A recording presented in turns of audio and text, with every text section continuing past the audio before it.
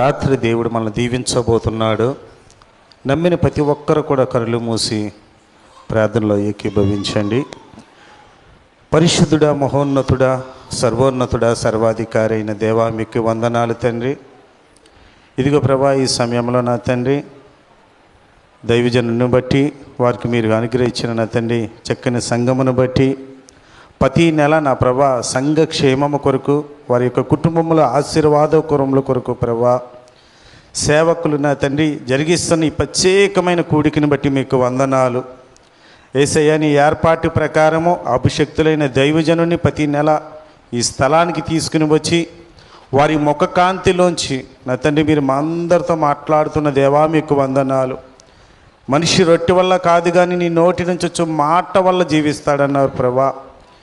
అలాంటి జీవము కలిగిన ఆశీర్వాదకరమైన వచనములతో ఈ రాత్రి మా అందరితో మీరు మాట్లాడమని యేసయ్య, ఈ రాత్రి ఇక్కడ జరుగుతున్న ఈ కూడిక, ఈ పరిచర్యకు, సేవకునకు నా తండ్రి ఈ సంఘమునకు ఆశీర్వాదకరముగా ఉండులాగిన సహాయం దయచేయమని, మా మంచి బోధకుడా, ఆ దినము నీ బిడ్డలైన వారిని, నువ్వు ప్రేమించిన వారిని ఎలాగైతే నా తండ్రి నీ ఆశీర్వాదకరమైన వచనములతో బ్లెస్ చేసి దీవించావో ప్రభా, అటువంటి దివ్యమైన వచనములతో నీ నోటి వాగుతో మమ్మల్ని అందరినీ కూడా ఆశీర్వదించమని నిలబడి మాట్లాడుతున్న నా తండ్రి నీ దాసుని ముఖకాంతిలోంచి మా అందరితో స్పష్టంగా మాట్లాడమని మా మంచి బోధకుడైన యేసుక్రీస్తు ప్రభువారి అతి శ్రేష్టమైన నామమున ఈ ప్రార్థన మనవులన్నీ కూడా అడిగి పొందుకుని నాము తండ్రి, ఆమేన్.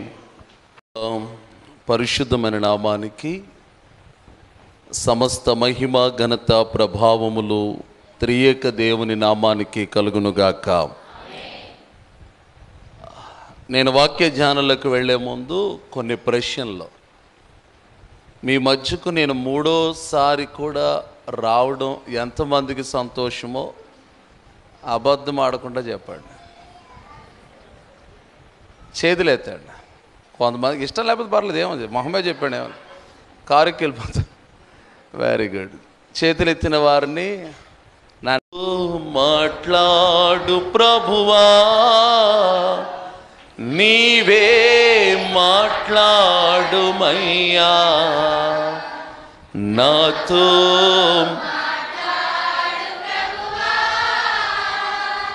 నీవే మాట్లాడుమయ్యా, నీవు పలికితే నాకు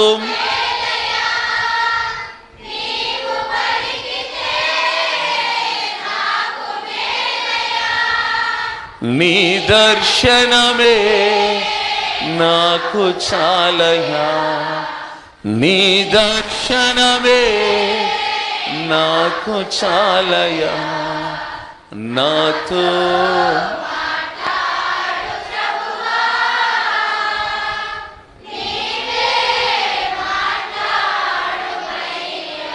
నీ వాక్యమే నన్ను బ్రతికించేది, నా బాధలలో నెమ్మదినిచ్చేది,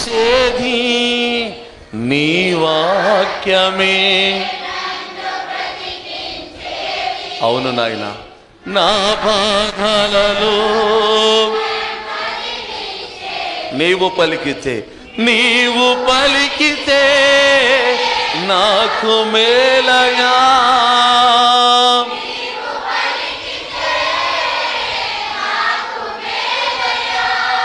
నీ దర్శనమే నాకు చాలయా, నీ దర్శనమే నాకు చాలయా, నాతో మాట్లా ప్రభువా,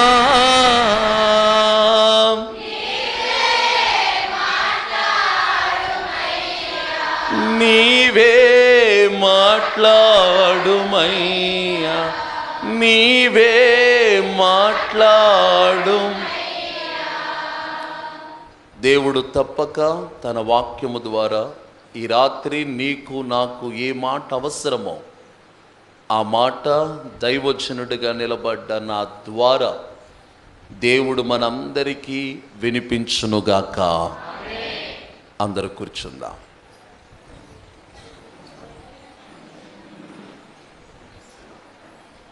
పాత నిబంధన గ్రంథములో నుండి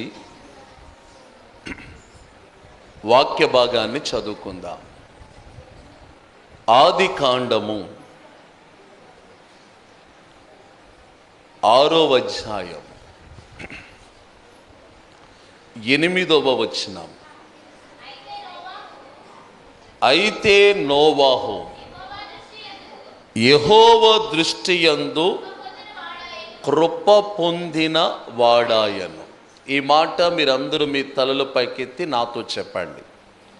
నోవాహు యెహోవా దృష్టి యందు కృప పొందిన వాడాయను.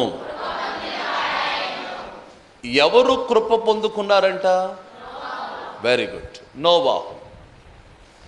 నోవాహు దేవుని కృపను పొందుకున్నాడు.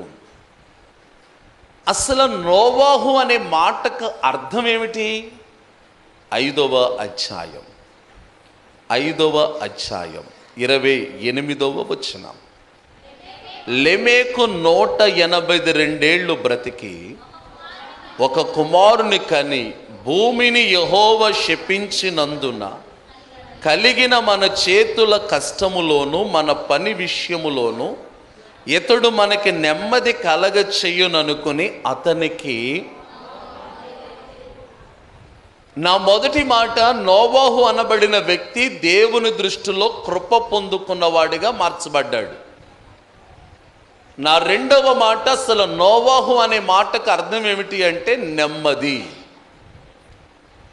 నోవాహు తల్లిదండ్రులు నోవాహుకి నెమ్మది అని నామకరణం కలిగిన నోవాహు అనే పేరు ఎందుకు పెట్టారంటే, నోవాహు పుట్టిన సమయంలో భూప్రపంచం మీద ఉన్న మనుష్యులలో ఏమి కరువయిందంటే నెమ్మది కరువయింది. మనుషుల్లో నెమ్మది లేదు. నెమ్మది లేని కారణంగా నోవాహు తల్లిదండ్రులు ఇలా అనుకుంటున్నారు, మనకి కుమారుడు పుట్టాడు కదా, ఈ కుమారుడు వలనైనా సరే దేవుడు మనకి నెమ్మది కలగజేస్తాడని భావించి నోవాహుకు నెమ్మది అని అర్థం ఇచ్చే నోవాహు అనే పేరును నామకరణం చేశారు. నోవాహు దేవుని దృష్టిలో కృప పొందిన వాడిగా మార్చబడ్డాడు. దేవుని కృప పొందుతున్న నోవాహు దేవుని కృపను పొందుకున్న సమయంలో భూమి మీద ప్రజల పరిస్థితి ఎట్లా ఉందో తెలుసా? 6వ అధ్యాయం చదివితే భూమి మీద మనుష్యులలో చెడు తలంపులు అనేవి ఎక్కువైపోయినాయి. ఇంకో మాట రాయబడింది, తమకు నచ్చిన వారితో కూడా పోతున్నారంట. తమకు నచ్చిన వారిని వివాహం చేసుకుంటున్నారు. అంటే నోవాహు జీవిస్తున్న కాలములో భూప్రపంచం మీద మనుషుల పరిస్థితి ఎట్లా ఉందంటే నెమ్మది లేదు. రెండవది, పాపం ఎక్కువైపోయి ఉంది.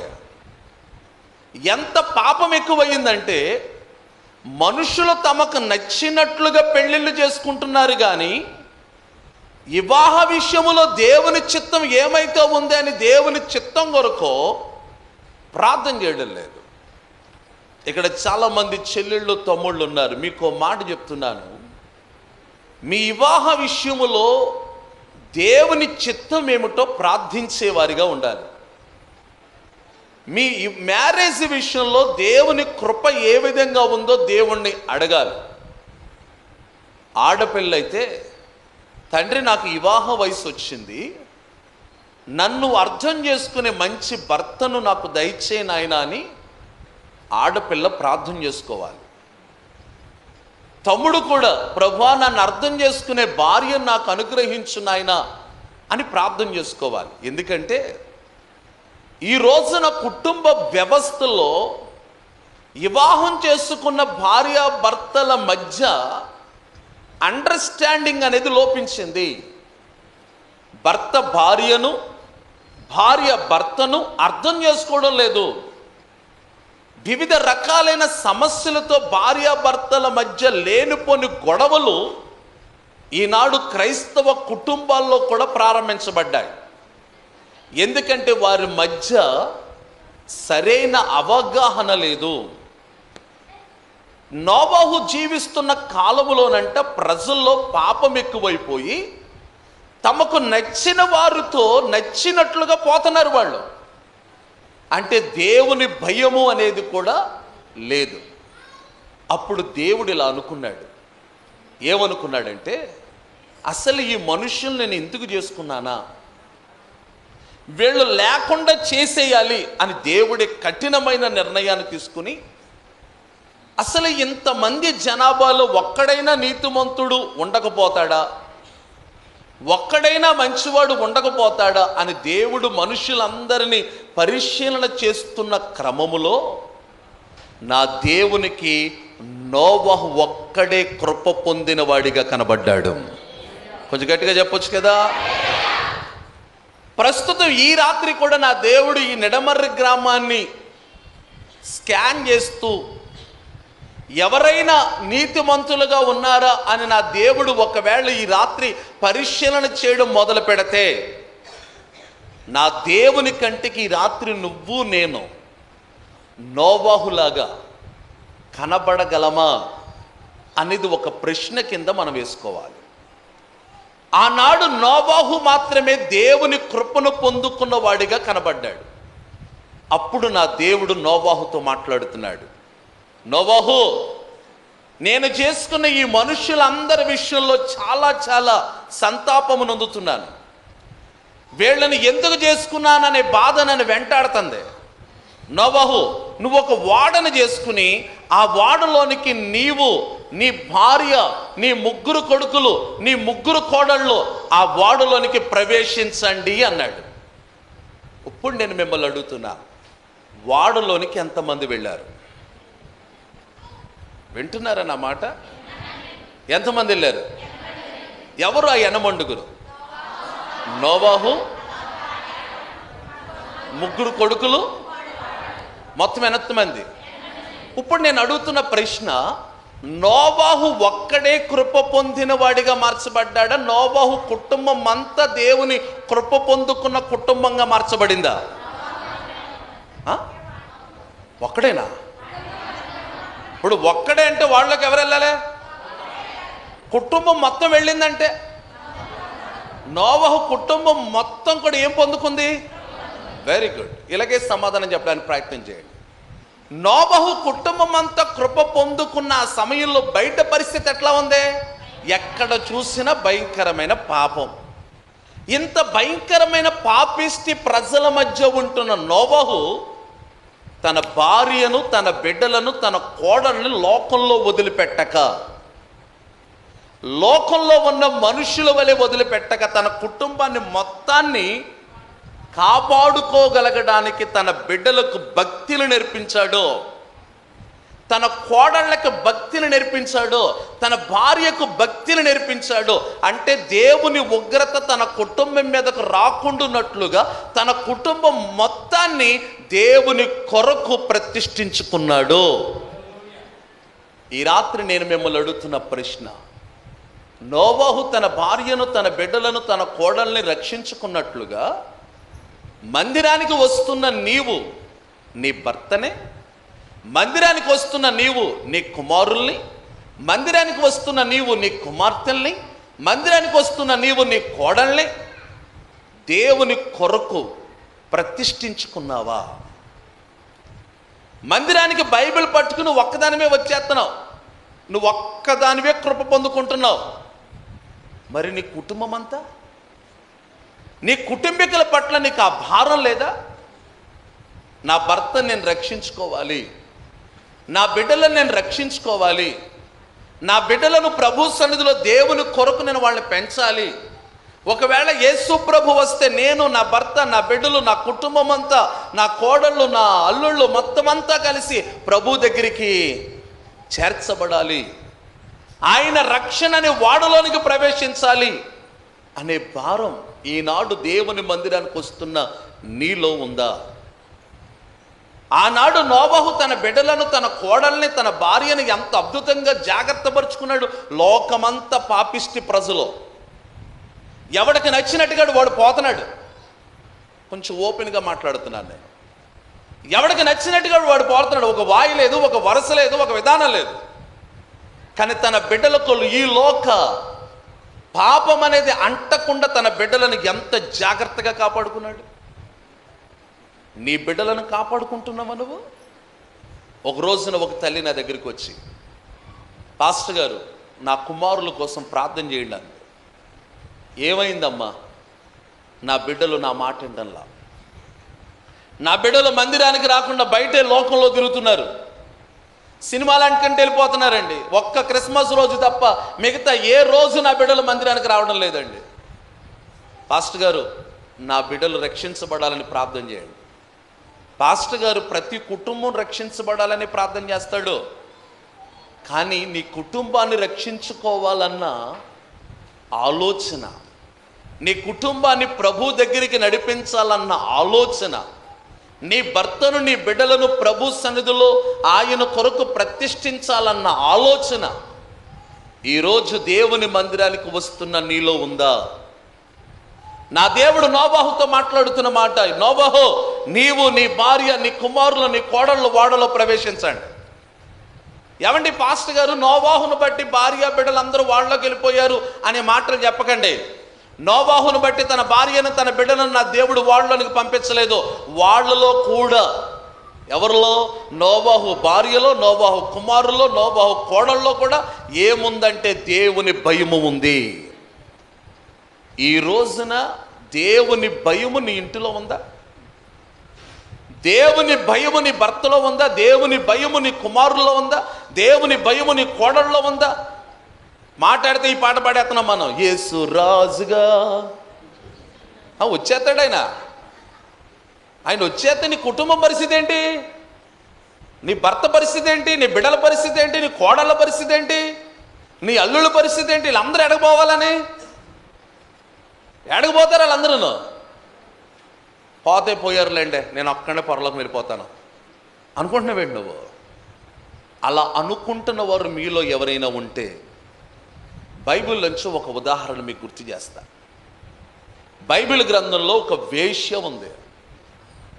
వేశ్య అంటే శరీరాన్ని అమ్ముకుని, శరీరాన్ని అపవిత్రత తెచ్చుకుని కొన్ని డబ్బులు సంపాదించుకునే ఆమె.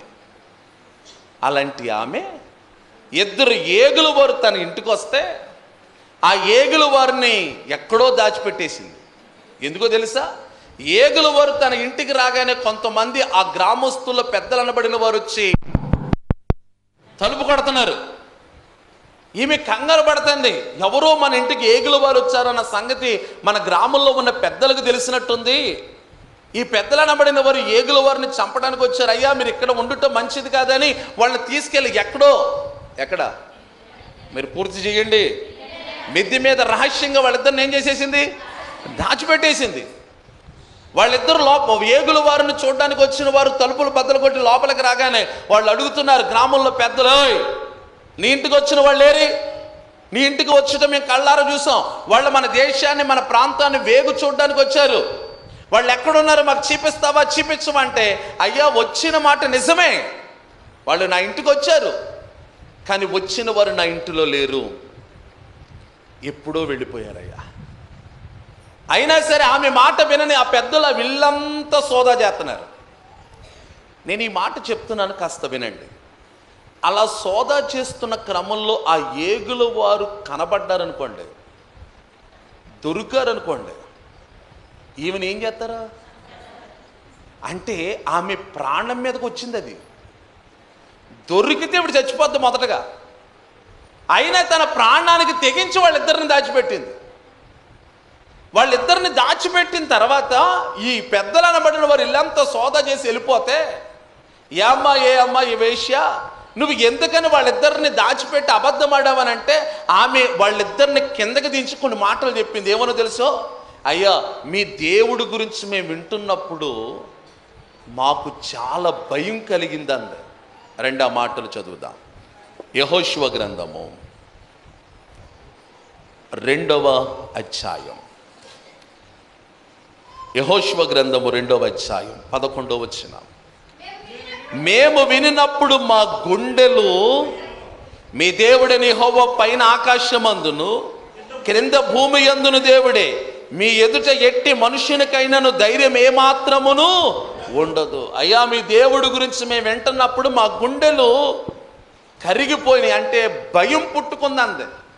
ఈ మాటలు చెప్తుంది ఎవరు? ఒక వేశ్య. ఎవరి గురించి చెప్తుంది? ఈరోజు మనం సేవించుచున్న దేవుని గురించి చెప్తుంది. ఏమని చెప్తుంది? అయ్యా మీ దేవుడు సామాన్యమైన వాడు కాదు. ఆయన మీరు ఐగుప్తు దేశం నుండి బయలుదేరినప్పుడు ఎర్ర సముద్రం అడ్డు రాగానే ఎర్ర సముద్రాన్ని 2 పాయలుగా చేసి మిమ్మల్ని 6 నెలల మీద నడిపించాడంట కదా. అలాంటి సంగతులు మేము వింటున్నప్పుడు మా గుండెల్లో ఒక భయం పుట్టుకుంది. ఆ ఎర్ర సముద్రం దాటి అవతలకు వెళ్ళిన తర్వాత నా దేవుడు మీ జీవితంలో ఎన్నో కార్యాలు చేశాడంట కదా. ఆహారం కావాల్సి వచ్చినప్పుడేమో మన్నాను కురిపించాడంట, పగలేమో మేఘస్తంభంగా ఉన్నాడంట, రాత్రిని కొట్టగానే నీళ్ళు వచ్చినాయి అంట. 1 2 ఇన్ని అద్భుతాలు చేసిన మీ దేవుడు గురించి మేము వింటున్నప్పుడు మాకు చాలా భయం పుట్టుకుంది. దేవుడు గురించి ఒక స్త్రీ వింటుంటే ఆమె వింటున్న ఆ మాటలు బట్టి ఆమె భయం పుట్టుకుంది. ఆదివారం దేవుని మాటలు వింటావు, శుక్రవారం దేవుని మాటలు వింటావు, మంగళవారం కూడా పెడతారండి దగ్గర లేదులేండి.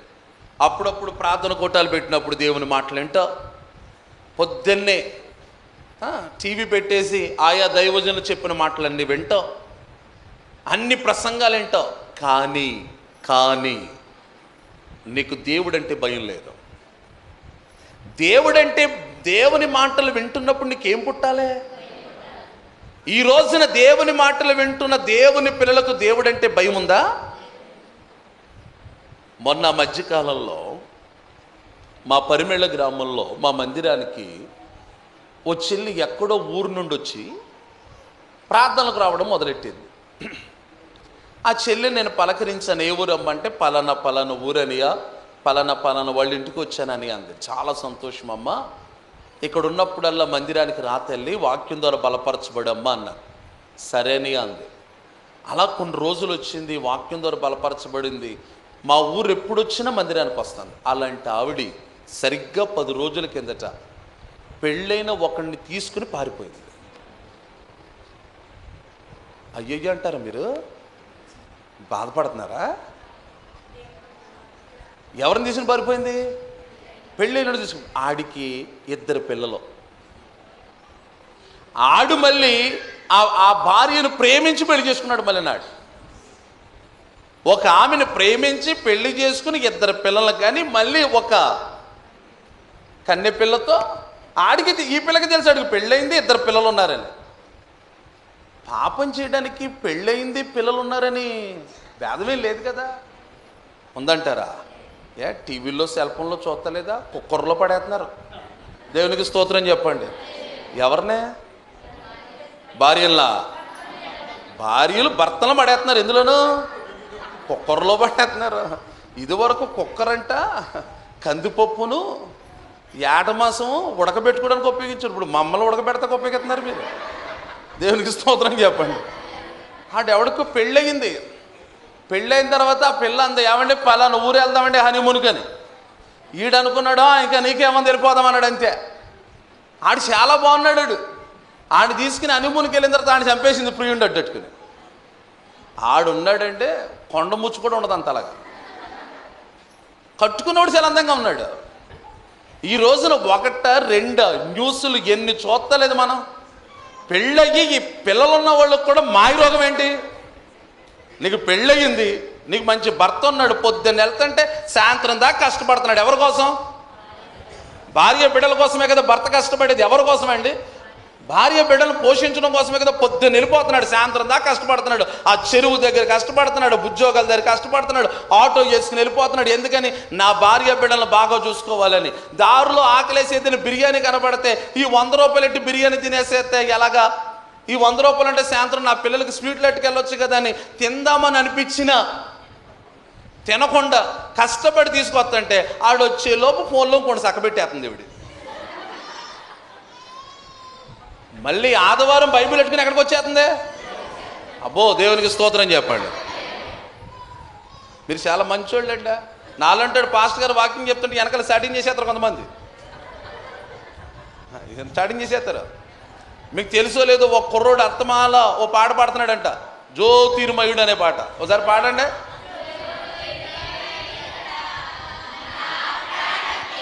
నాలాంటి పాస్టర్ గారికి డౌట్ వచ్చి యారా అంతమాల జ్యోతిర్మయుడు మా చర్చిలో ఉన్న జ్యోతి అమ్మాయి కోసం పాడుతున్నాడు నేను. అలాగని రేపటి నుంచి ప్రేమామయుడు అని ప్రేమ కోసం పాడకండి, దేవునికి స్తోత్రం చెప్పండి. అంటే ఇప్పుడు సాంగులు కూడా నేను అంటున్నాను, మీరు నవ్వుకుంటున్నారు కానీ అసలు దేవుని మందిరానికి వస్తున్న మనకి దేవుడంటే భయం ఉంటే, దేవుని మాటలంటే భయం ఉంటే ఈ పనికిమాలిన పనులన్నీ మనము చేస్తున్నామంటే అర్థం ఏంటి? ఆ చెల్లి మందిరానికి వచ్చి ఆయన తీసుకుని వెళ్ళిపోయింది, అలా ఆవిడేమో నెత్తినోరు కొట్టేసుకుంటుంది. ఇప్పుడు అమ్మలక్కలందరూ రోడ్డు మీద అరుగుల మీద కూర్చొని మాట్లాడితే వెళ్ళిపోయేది బైబిల్ పెట్టుకుని. ఏడగా మాట్లాడితే వెళ్ళిపోయింది. ఏ రోజు ఈ ఊరు వచ్చినా మన మందిరం అనేది కాదు, అందరికంటే ముందు మైక్ కట్టుకుని పాట పాడేసేది. ఇప్పుడు ఎవరికి అవమానం? ఈ రోజున దేవుని మందిరానికి వస్తూ పనికి మాలిన పనులు చేస్తున్నా నీకు కాదు అవమానం, నీ వలన మన దేవునికి అవమానం. ఈ రోజున మందిరాలకు వస్తున్న వాళ్ళందరిలో ఎంతమంది దేవునికి అవమానం తీసుకురావడం లేదో, ఇక్కడ ఎంతమంది ఉన్నాం కదా మనలో ఎంతమంది వలన దేవునికి అవమానం కలిగితే లేదో. ఎందుకు అవమానం కలుగుతుందంటే దేవుని మాటలు అంటే ఏం లేదు మనకే. కొంచెం గట్టిగా చెప్పండి. అదే భయం ఉంటే మనం తప్పు చేయగలం? అసలు తప్పు చేయాలంటే చెమటలు పట్టేస్తే మనకే. అన్నదమ్ములు లేరు, అక్క చెల్లెళ్ళు లేరు, దగ్గర తల్లిదండ్రులు లేరు, మాట్లాడుతుంటే చెయ్యట్టేసుకుంటుంది ఆవిడ. అక్క బిల్లు చెప్పావు అక్క, మాట్లాడుతుంటే ఏం పట్టేసుకుంటుంది? ఇదిగో నువ్వు నాకు కావాలి, నువ్వు నాకు కావాలి అంటుంది. బయట ఉన్న మా తమ్ముళ్ళు అనుకుంటున్నారు నన్ను అడిగితే బాగుండు ఆ మాట ఎవరైనా. దేవునికి స్తోత్రం చెప్పండి. అంత ఆసక్తి కంటారు ఈ మాటల్లో. ఏ మాట? నువ్వు నాకు కావాలంటుంది. అన్నదమ్ములు లేరు, అక్క చెల్లెళ్ళు లేరు, తల్లిదండ్రులు లేరు, తప్పు చేస్తారే నువ్వు తప్పు చేసావనడానికి బుద్ధి చెప్పేవాడు ఒక్కడు లేడు. ఈరోజు నీకు భర్త ఉన్నాడు, భార్య ఉంది, పిల్లలు ఉన్నారు, తల్లిదండ్రులు ఉన్నారు, అత్తమామళ్ళు ఉన్నారు, ఇంటి చుట్టూ చుట్టాలే, ఇంటి చుట్టూ బంధువులే, అయినా సరే తప్పు చేయడానికి భయపడతలేదు నువ్వు. కానీ ఏసేపుదా కూడా ఎవ్వరు లేకపోయినా, అన్నదమ్ములు లేకపోయినా, అక్క చెల్లెలు లేకపోయినా, ఎవ్వరు లేకపోయినా మాట్లాడితే చెయ్యట్టేసుకుని నువ్వు నాకు కావాలంటున్నా. ఆయన అంటున్న మాట, అమ్మా నీకో మాట చెప్తున్నాను, నా దేవునికి విరోధంగా నేను ఇంత పాపాన్ని మూట కట్టుకోలేను అంటే ఎవరికి భయపడుతున్నాడు ఆయన? ఈరోజు దేవునికి భయపడే స్వభావం నీలో ఉంటే, దేవుని మాటకు భయపడే స్వభావం నీలో ఉంటే నువ్వేం చేయవో తెలుసా? పాపం చెయ్యు. ఒకవేళ నువ్వు పాపం చేస్తున్నావు అని అంటే దేవుడంటే నీకు భయం లేదు. ఇక్కడ ఒక వేశ్య అంటున్న మాట, అయ్యా మీ దేవుడి గురించి వింటున్నప్పుడు నాకు చాలా భయం వేసేస్తుంది. నేను మీకు ఉపకారం చేశాను కదా, నాకు ఒక ఉపకారం మీరు చేయండి. నేను మీ ప్రాణాలను కాపాడాను కదా, నా ప్రాణాలు కాపాడడానికి నాకు ఒక ఉపకారం చేయండి, నాకు మాట ఇవ్వండి అంటుంది. ఏంటమ్మా నీకు కావాల్సింది? ఆవిడంటున్న మాట, అయ్యా ఈ దేశం మీదకు మీరు యుద్ధానికి ఎలాగో వస్తారు, ఈ ప్రాంతాన్ని మొత్తాన్ని మీరు నాశనం చేస్తారు. ఆ సమయంలో నా తండ్రి జోలికి కానీ, నా తల్లి జోలికి కానీ, నా అక్క చెల్లెల జోలికి కానీ, నా అన్నదమ్ముల జోలికి కానీ మీరు రావద్దు. అంటే నా కుటుంబీకులందరినీ మీరేమీ చేయకూడదు, నాకు మాట ఇవ్వండి అంటుంది. అంటే తన కుటుంబీకులందరి గురించి ఆలోచిస్తుంది. ఒక వేశ్యే, మంచిది కాదామే, శరీరాన్ని నమ్ముకుని బతుకుతున్న ఆవిడి, 4 రూపాయల కోసం శరీరాన్ని నమ్ముకుంటున్న ఆవిడి అంటున్న మాట ఏంటో తెలుసా? అయ్యా నా కుటుంబం జోలికి మీరు రావద్దు, నాకు మాట ఇవ్వండి, నాకు మాట ఇవ్వండి, నాకు ప్రమాణం చేయండి, నా చేయిలో చేసి మీరు ప్రమాణం చేయండి అంటుంది. అంటే తన కుటుంబీకులందరినీ కాపాడుకోవడం కోసం, తన అన్నదమ్ములందరినీ కాపాడుకోవడం కోసం, తన అక్కచెల్లెలందరినీ కాపాడుకోవడం కోసం ఆమె తన ప్రాణాలకు తెగించి, మళ్ళీ చెప్తున్నాను, తన ప్రాణాలకు తెగించి ఆ ఏగులు వారిద్దరిని కాపాడింది ఆవిడ. దేవునికి స్తోత్రం చెప్పండి. ఈ రాత్రి నేను మిమ్మల్ని అడుగుతున్న ప్రశ్న, ఆ వేశ్య ఎందుకు వేగుల వారిని కాపాడింది? తన కుటుంబీకులందరినీ కాపాడుకోవడం కోసం. నీ కుటుంబీకులందరూ ప్రభు రాజ్యానికి వెళ్ళాలన్న ఆలోచన నీలో ఉందా? ఆ భారం నీలో ఉందా? అసలు క్రైస్తవుడికి ఉండాల్సిన భారం ఏంటి? క్రైస్తవుడికి ఉండవలసిన భారం ఏంటి? నా కుటుంబం మొత్తం దేవుని రాజ్యంలో ఉండాలి. నీ ఇంటికాడ ఫంక్షన్ పెట్టుకున్నావు, ఎవరో నీ దూరపు కాలు చుట్టం, ఎవరో రాలేదు, ఫంక్షన్ అవగానే, చూసావా నీకు కార్డు ఇచ్చాను, ఆడికి ఎంత గేర్ ఉంటే నేను ఇంటికి వెళ్ళి కార్డు ఇచ్చిన నా ఫంక్షన్కి, మా ఫంక్షన్కి రాలేదు, ఒక్కడు రాకపోతే అంత నిలదీసేస్తున్నావు నువ్వు. మరి ప్రభు రాజ్యానికి నీ కుటుంబీకులందరినీ తీసుకెళ్లాలన్న ఆ ఆలోచన, ఆ భారం నీ హృదయంలో ఉండాలా వద్దా? కాస్త ఆలోచించు. నువ్వు దేవుని రాజ్యానికి వెళ్ళడం ఎంత ప్రాముఖ్యమో, నీతో పాటు నీ కుటుంబీకులందరినీ ప్రభు రాజ్యానికి తీసుకెళ్ళాలి నువ్వు. అనరా అల్లెలుగా అనరా? ఏసునామంలో మీకు రేపు పొద్దునకలో ₹1,00,00,000 వచ్చును కాకంటే ఎగురు గొంతేసేస్తారు మీరు. అమ్మా మీ అకౌంట్ నెంబర్ నాకు దేవుడు చూపించేస్తున్నాడమ్మా, సాయంత్రం కల్లా పడిపోద్ది అంటే అల్లెలుయా ఆమేన్ స్తోత్రం, అది ఎగురు గొంతేసేస్తారు. ఇదంతా దేవుని స్తోత్రం అని చెప్పండి. అంతేకాని మీ కుటుంబీకులందరూ ప్రభు రాజ్యానికి వెళ్ళాలంటే ఒక్కళ్ళు నోరు తెరిచి మనస్ఫూర్తిగా ఏమంటలేదు, అల్లెలుగా అంటలేదు, ఆమెను అంటలేదు. అంటే అర్థం ఏంటి? పాస్టర్ గారు మా కుటుంబీకుల సంగతి పక్కనట్టండి, మేము వెళ్తామో లేదో మాకు తెలియదు అంటున్నారా? అది ప్రశ్నే. నిజమే, ఇక్కడ ఉన్న మందిరానికి వచ్చిన వాళ్ళందరూ మనలో పరలోకం వెళ్ళే వాళ్ళం ఎంతమంది ఉన్నామో? మందిరానికి ఏదో వచ్చేస్తున్నాం అంతే, ఏదో మొక్కుబడిగా బైబిల్ పెట్టుకుని వచ్చేస్తున్నాం అంతే. మారు మనసు ఉందా అని మిమ్మల్ని ఎవరైనా అడిగితే, మారు మనసు అంటే ఏంటండి అనే బ్యాచ్ ఎక్కువగా ఉన్నాం. మారు మనసు అంటే ఏంటో తెలుసా?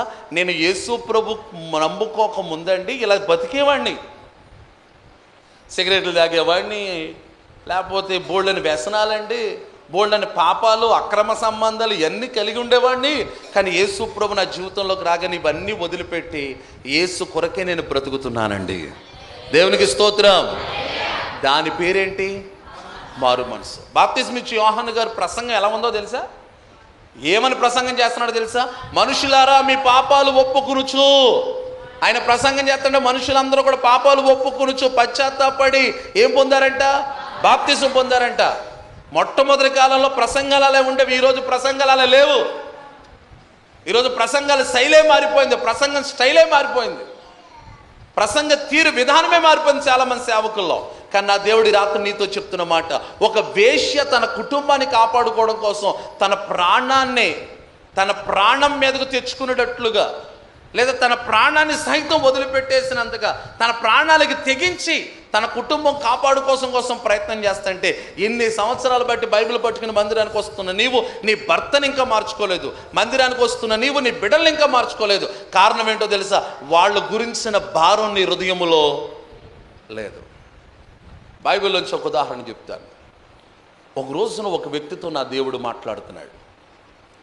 ఏమని మాట్లాడుతున్నాడంటే, నీ ధర్మ కార్యాలు, నీ ప్రార్థనలు దేవుని సన్నిధికి జ్ఞాపకార్థంగా చేర్చబడ్డాయి. ఎవరైనా?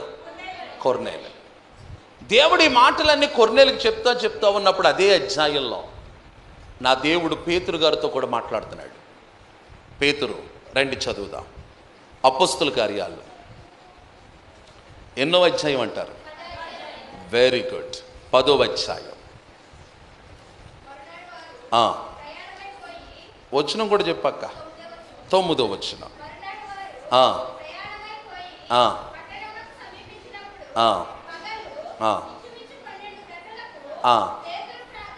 అమ్మ ప్రార్థన చేయడానికి ఆయన మిద్ది మీదకి ఎక్కాడు, ఆయనకి దర్శనం కనబడింది. ఆ తర్వాత నా దేవుడు పేతురు గారిని ఎవరి దగ్గరికి వెళ్ళమన్నాడు? కొర్నేలు గారి దగ్గరికి వెళ్ళమన్నాడు. కొర్నేలు గారికి కూడా నా దేవుడు చెప్పాడు ఏమని? దైవజనుడు నీ ఇంటికి రాబోతున్నాడు అనండి ఒకసారి. నీ ఇంటికి రాబోతున్నాడు. ఎవరైనా? దైవజనుడు. ఇప్పుడు దైవజనుడు ఎన్ని గంటలకు వస్తాడో తెలియదు, ఎప్పుడు వస్తాడో తెలియదు. ఎందుకని? ఈ రోజుల్లో ఉన్నట్టు ఫోన్ కాల్స్ లేవు కదా. మీ అయ్యగారు 3 సార్లు చేశారు ఈరోజు నేను వస్తానని చెప్పిన. 8 గంటలకు వచ్చేయాలి, మీరు బయలుదేరారా లేదా, ఎక్కడున్నారు మీరు అని చేశారు. అదే నా దగ్గర ఫోన్ లేదనుకోండి, నేను వచ్చేంతవరకు ఆయన టెన్షన్ ఎక్కడ. ఇప్పుడు కొర్నేలు గారి ఇంటికి దైవజనుడు వస్తున్నాడు. కొర్నేలు గారు చుట్టాలందరినీ పిలిచేశాడు. ఏమనంటే, మా ఇంటికి పాస్టర్ గారు వస్తున్నాడు, ఆయన ప్రార్థన చేస్తే బోల్డని కార్యాలు జరిగితే అందరూ వచ్చేయండి అని చెప్పి కుటుంబీకులు అందరిని పిలిచేశాడు. మరి వచ్చిన వాళ్ళందరికీ ఏం పెట్టాలి చెప్పండి? చేసే వచ్చుకొచ్చున్నారు. అక్కడ అంతా అయిపోయింది కదా, బయట కార్యక్రమం అంతా. దేవునికి స్తోత్రం చెప్పండి. మరి మాట వస్తలేదండి బయటికి. బాగాలేదా? కూరలో బాగానే ఉన్నాయి కదా, సూపర్గా ఉంటాయి కదా. దేవునికి స్తోత్రం చెప్పండి. పోయిన వారం పోయిన నెలతో నన్ను సూపర్గా ఉన్నాయి కూరలు, అసలు ఒకటా రెండా ఎన్ని ఐటమ్స్ పెడుతున్నారు మా తమ్ముళ్ళు. వాళ్ళు కడుపు నిండా తినాలి కానీ ఎన్నిసార్లు నెట్టేలాగా ఉన్నారు వాళ్ళు. దేవునికి స్తోత్రం చెప్పండి ఒకసారి. మరి వచ్చిన వాళ్ళందరికీ భోజనాలు పెట్టాలి కదా, భోజనాలు ఏర్పాట్లన్నీ కూడా చేసేసాడు ఈయన. వచ్చిన వాళ్ళందరూ భోజనం చేసి కూర్చుని వస్తలేదంటే ఇంకా ఎంతసేపు కూర్చోవాలి అంటున్నారు. లేదు లేదు వచ్చేస్తున్నాడు ఆయన, కంగారేం పడద్దు. బయలుదేరాడంట. ఎక్కడ దాకా వచ్చాడు తెలియదు, ఏ ఊరు దాటాడు తెలియదు, ఏ మూల దాకా వచ్చాడు తెలియదు, ఎంతమంది వస్తున్నారు తెలియదు. కానీ ఎదురు చూస్తున్నాడు, ఎదురు చూస్తున్నాడు, ఎదురు చూస్తున్నాడు. ఎదురు చూస్తూ చూస్తూ చూస్తూ చూస్తూ ఉండగా వీళ్ళు అందరు కంగారు పెట్టేస్తున్నారు. టైం అయిపోతుంది, మాకు గేదెలకు పాలు తీసుకోవాలంటున్నారు కొంతమంది. టైం అయిపోతుంది, మాకు వెళ్ళి పడుకోవాలి, పొద్దున్నే లేచి మేము పనులకు వెళ్ళాలంటున్నారు. లేదు లేదు వచ్చేస్తున్నాడు వచ్చేస్తున్నాడు. అందరిని కూర్చోబెట్టాడు. పేతురు గారు వచ్చేసారు. అందరి ముందు కాళ్ళకు నమస్కారం చేసేసాడు. అయ్యా, మీ దేవుని మాటలు వినాలని మేము అందరూ ఆసక్తిగా ఉన్నాం, కొన్ని మాటలు మాకు చెప్పండి. నేను అడుగుతున్నాను, అప్పటికి కొర్నేలికి బాప్తిజం ఉందా లేదా? చెప్పండి. లేదా? నేను లేదా అంటే మళ్ళీ మీరు ఇంకా మళ్ళీ ప్రశ్న అర్థంగా చూస్తున్నారు. లేదు. కానీ ఏం పట్ల ఆసక్తి ఉంది? దేవుని మాటలు బట్టి ఆసక్తి ఉంది. మీ ఎగరి గంటన్నర చెప్పమన్నారు, నేను ఒక్కొక్క పావు గంట ఎక్కువ చెప్తే మళ్ళీ వచ్చిన ఈ ఎగరిని పిలవద్దంటారు. మీరు ఎగరిని నాలంటే పిలవద్దంటారు. ఇంకా ఎందుకంటే ఎక్కువ సమయం కూర్చోడానికి కూడా ఇష్టపడతా, దేవుని మాటలు వినడానికి కూడా ఇష్టపడతా. కానీ కొర్నేలి రాగానే అయ్యయ్యా మీ మాటలు వినడానికి మేము అందరూ కూర్చున్నాం, అయ్యా ప్రారంభించండి అయ్యా, రండి ఆ మాటలు చదువుదాం. ఏమని రాయబడింది? 44వ వచనం. పేతురు ఈ మాటలు ఇంకా చెప్పుచుండగా అతని బోధ విన్న వారందరి మీదకి, దేవునికి స్తోత్రం చెప్పండి, అతని బోధ విన్న వారందరి మీదకి ఏం దిగిందంట? పరిశుద్ధాత్మ దిగడమే కాకుండా వాళ్ళు కింద వచ్చిన వాళ్ళు అంటారు, అయ్యా మేము బాప్తిజం తీసుకోవాలని ఉంది మాకు అని ముందుకు వచ్చేసారు. నేను అంటాను, కొర్నేలి దైవజనుడు వస్తున్నప్పుడు తన కుటుంబీకులందరిని ఎక్కడ కూర్చోబెట్టాడు? తన ఇంటిలో కూర్చోబెట్టి ఏ మాటలు వినిపించాడు? ఎందుకో తెలుసా? నేను ఒక్కడే కాదు, నా కుటుంబీకులందరూ ప్రభు రాజ్యానికి వెళ్ళాలి. హల్లెలూయా. కొర్నేలికు ఆశ ఏంటంటే నేను ఒక్కడే కాదు, నా కుటుంబీకులందరూ ఎక్కడికి వెళ్ళాలి? దేవుని రాజ్యానికి వెళ్ళాలని వాళ్ళందరినీ కూర్చోబెట్టాడు. ఆ రోజు దేవుడు చేసిన గొప్ప కార్యం ఏంటంటే ఆ కుటుంబీకులందరూ దేవుని మాటల ద్వారా రక్షించబడ్డారు. కొంచెం గట్టిగా చెప్పాడు. ఏమంటే నేను మనలో మన మాట అడుగుతున్నాను, పర్లేదు 10 నిమిషాలు లేట్ అయిన ఇబ్బంది లేదు కదా? రాత్రి కొంచెం గట్టిగా చెప్పండి. లేదు. బాప్తిజం ఎప్పుడు పొందాలి? ఎందుకు పొందాలి? ఇల్లు కట్టుకున్నానని బాప్తిజం పొందుతావా? నీకు దేవుడు కుమారుణ్ణి ఇచ్చాడని బాప్తిజం పొందుతావా? లేదంటే చర్చిలో పెళ్ళండి, ఏం పొందాలి? ఆడెవడో మా ఊర్లో అలాగే నడునొప్పి వస్తుందని అని నడునొప్పి వచ్చేస్తుందని అన్నాడు. మరి ఏం చేయాలనుకుంటున్నావు అన్నాడు. అని నడునొప్పి తగ్గిపోతే బాప్తిజం తీసేసుకుంటానని అన్నాడు. నవ్వుతారేటి? మీరు తీసుకోలేదు అలాంటి వాళ్ళు? నువ్వు బాప్తిజం ఎందుకు తీసుకున్నావని అడిగితే మీలో కొంతమంది పెళ్లి కోసం తీసుకున్నాను అంటారు. లేదా పెళ్ళికో మరే నవ్వుతారండి. మరి మేము కూడా ఇదే జాబితా నవ్వుతున్నారా? వందనాలు అమ్మ అందరికీ, దేనికి స్తోత్రం చెప్పండి. ఆ జాబితానా మీదంతా? ఆడంటాడు అని నాకు నడు నొప్పి తగ్గితే ఏం తీసేసుకుంటాను? బాప్తిజం తీసేసుకుంటానని అంటమే కదా, నేను తీసేసుకున్నానని అన్నాడు. ఒరే మరి ఆ పిల్ల సంగతి ఏంటారంటే, అని ఆ పిల్లని పెళ్లి చేసుకోబోతున్నాను కదా, ఆ పిల్ల కూడా తీసేసుకుందని అన్నాడు.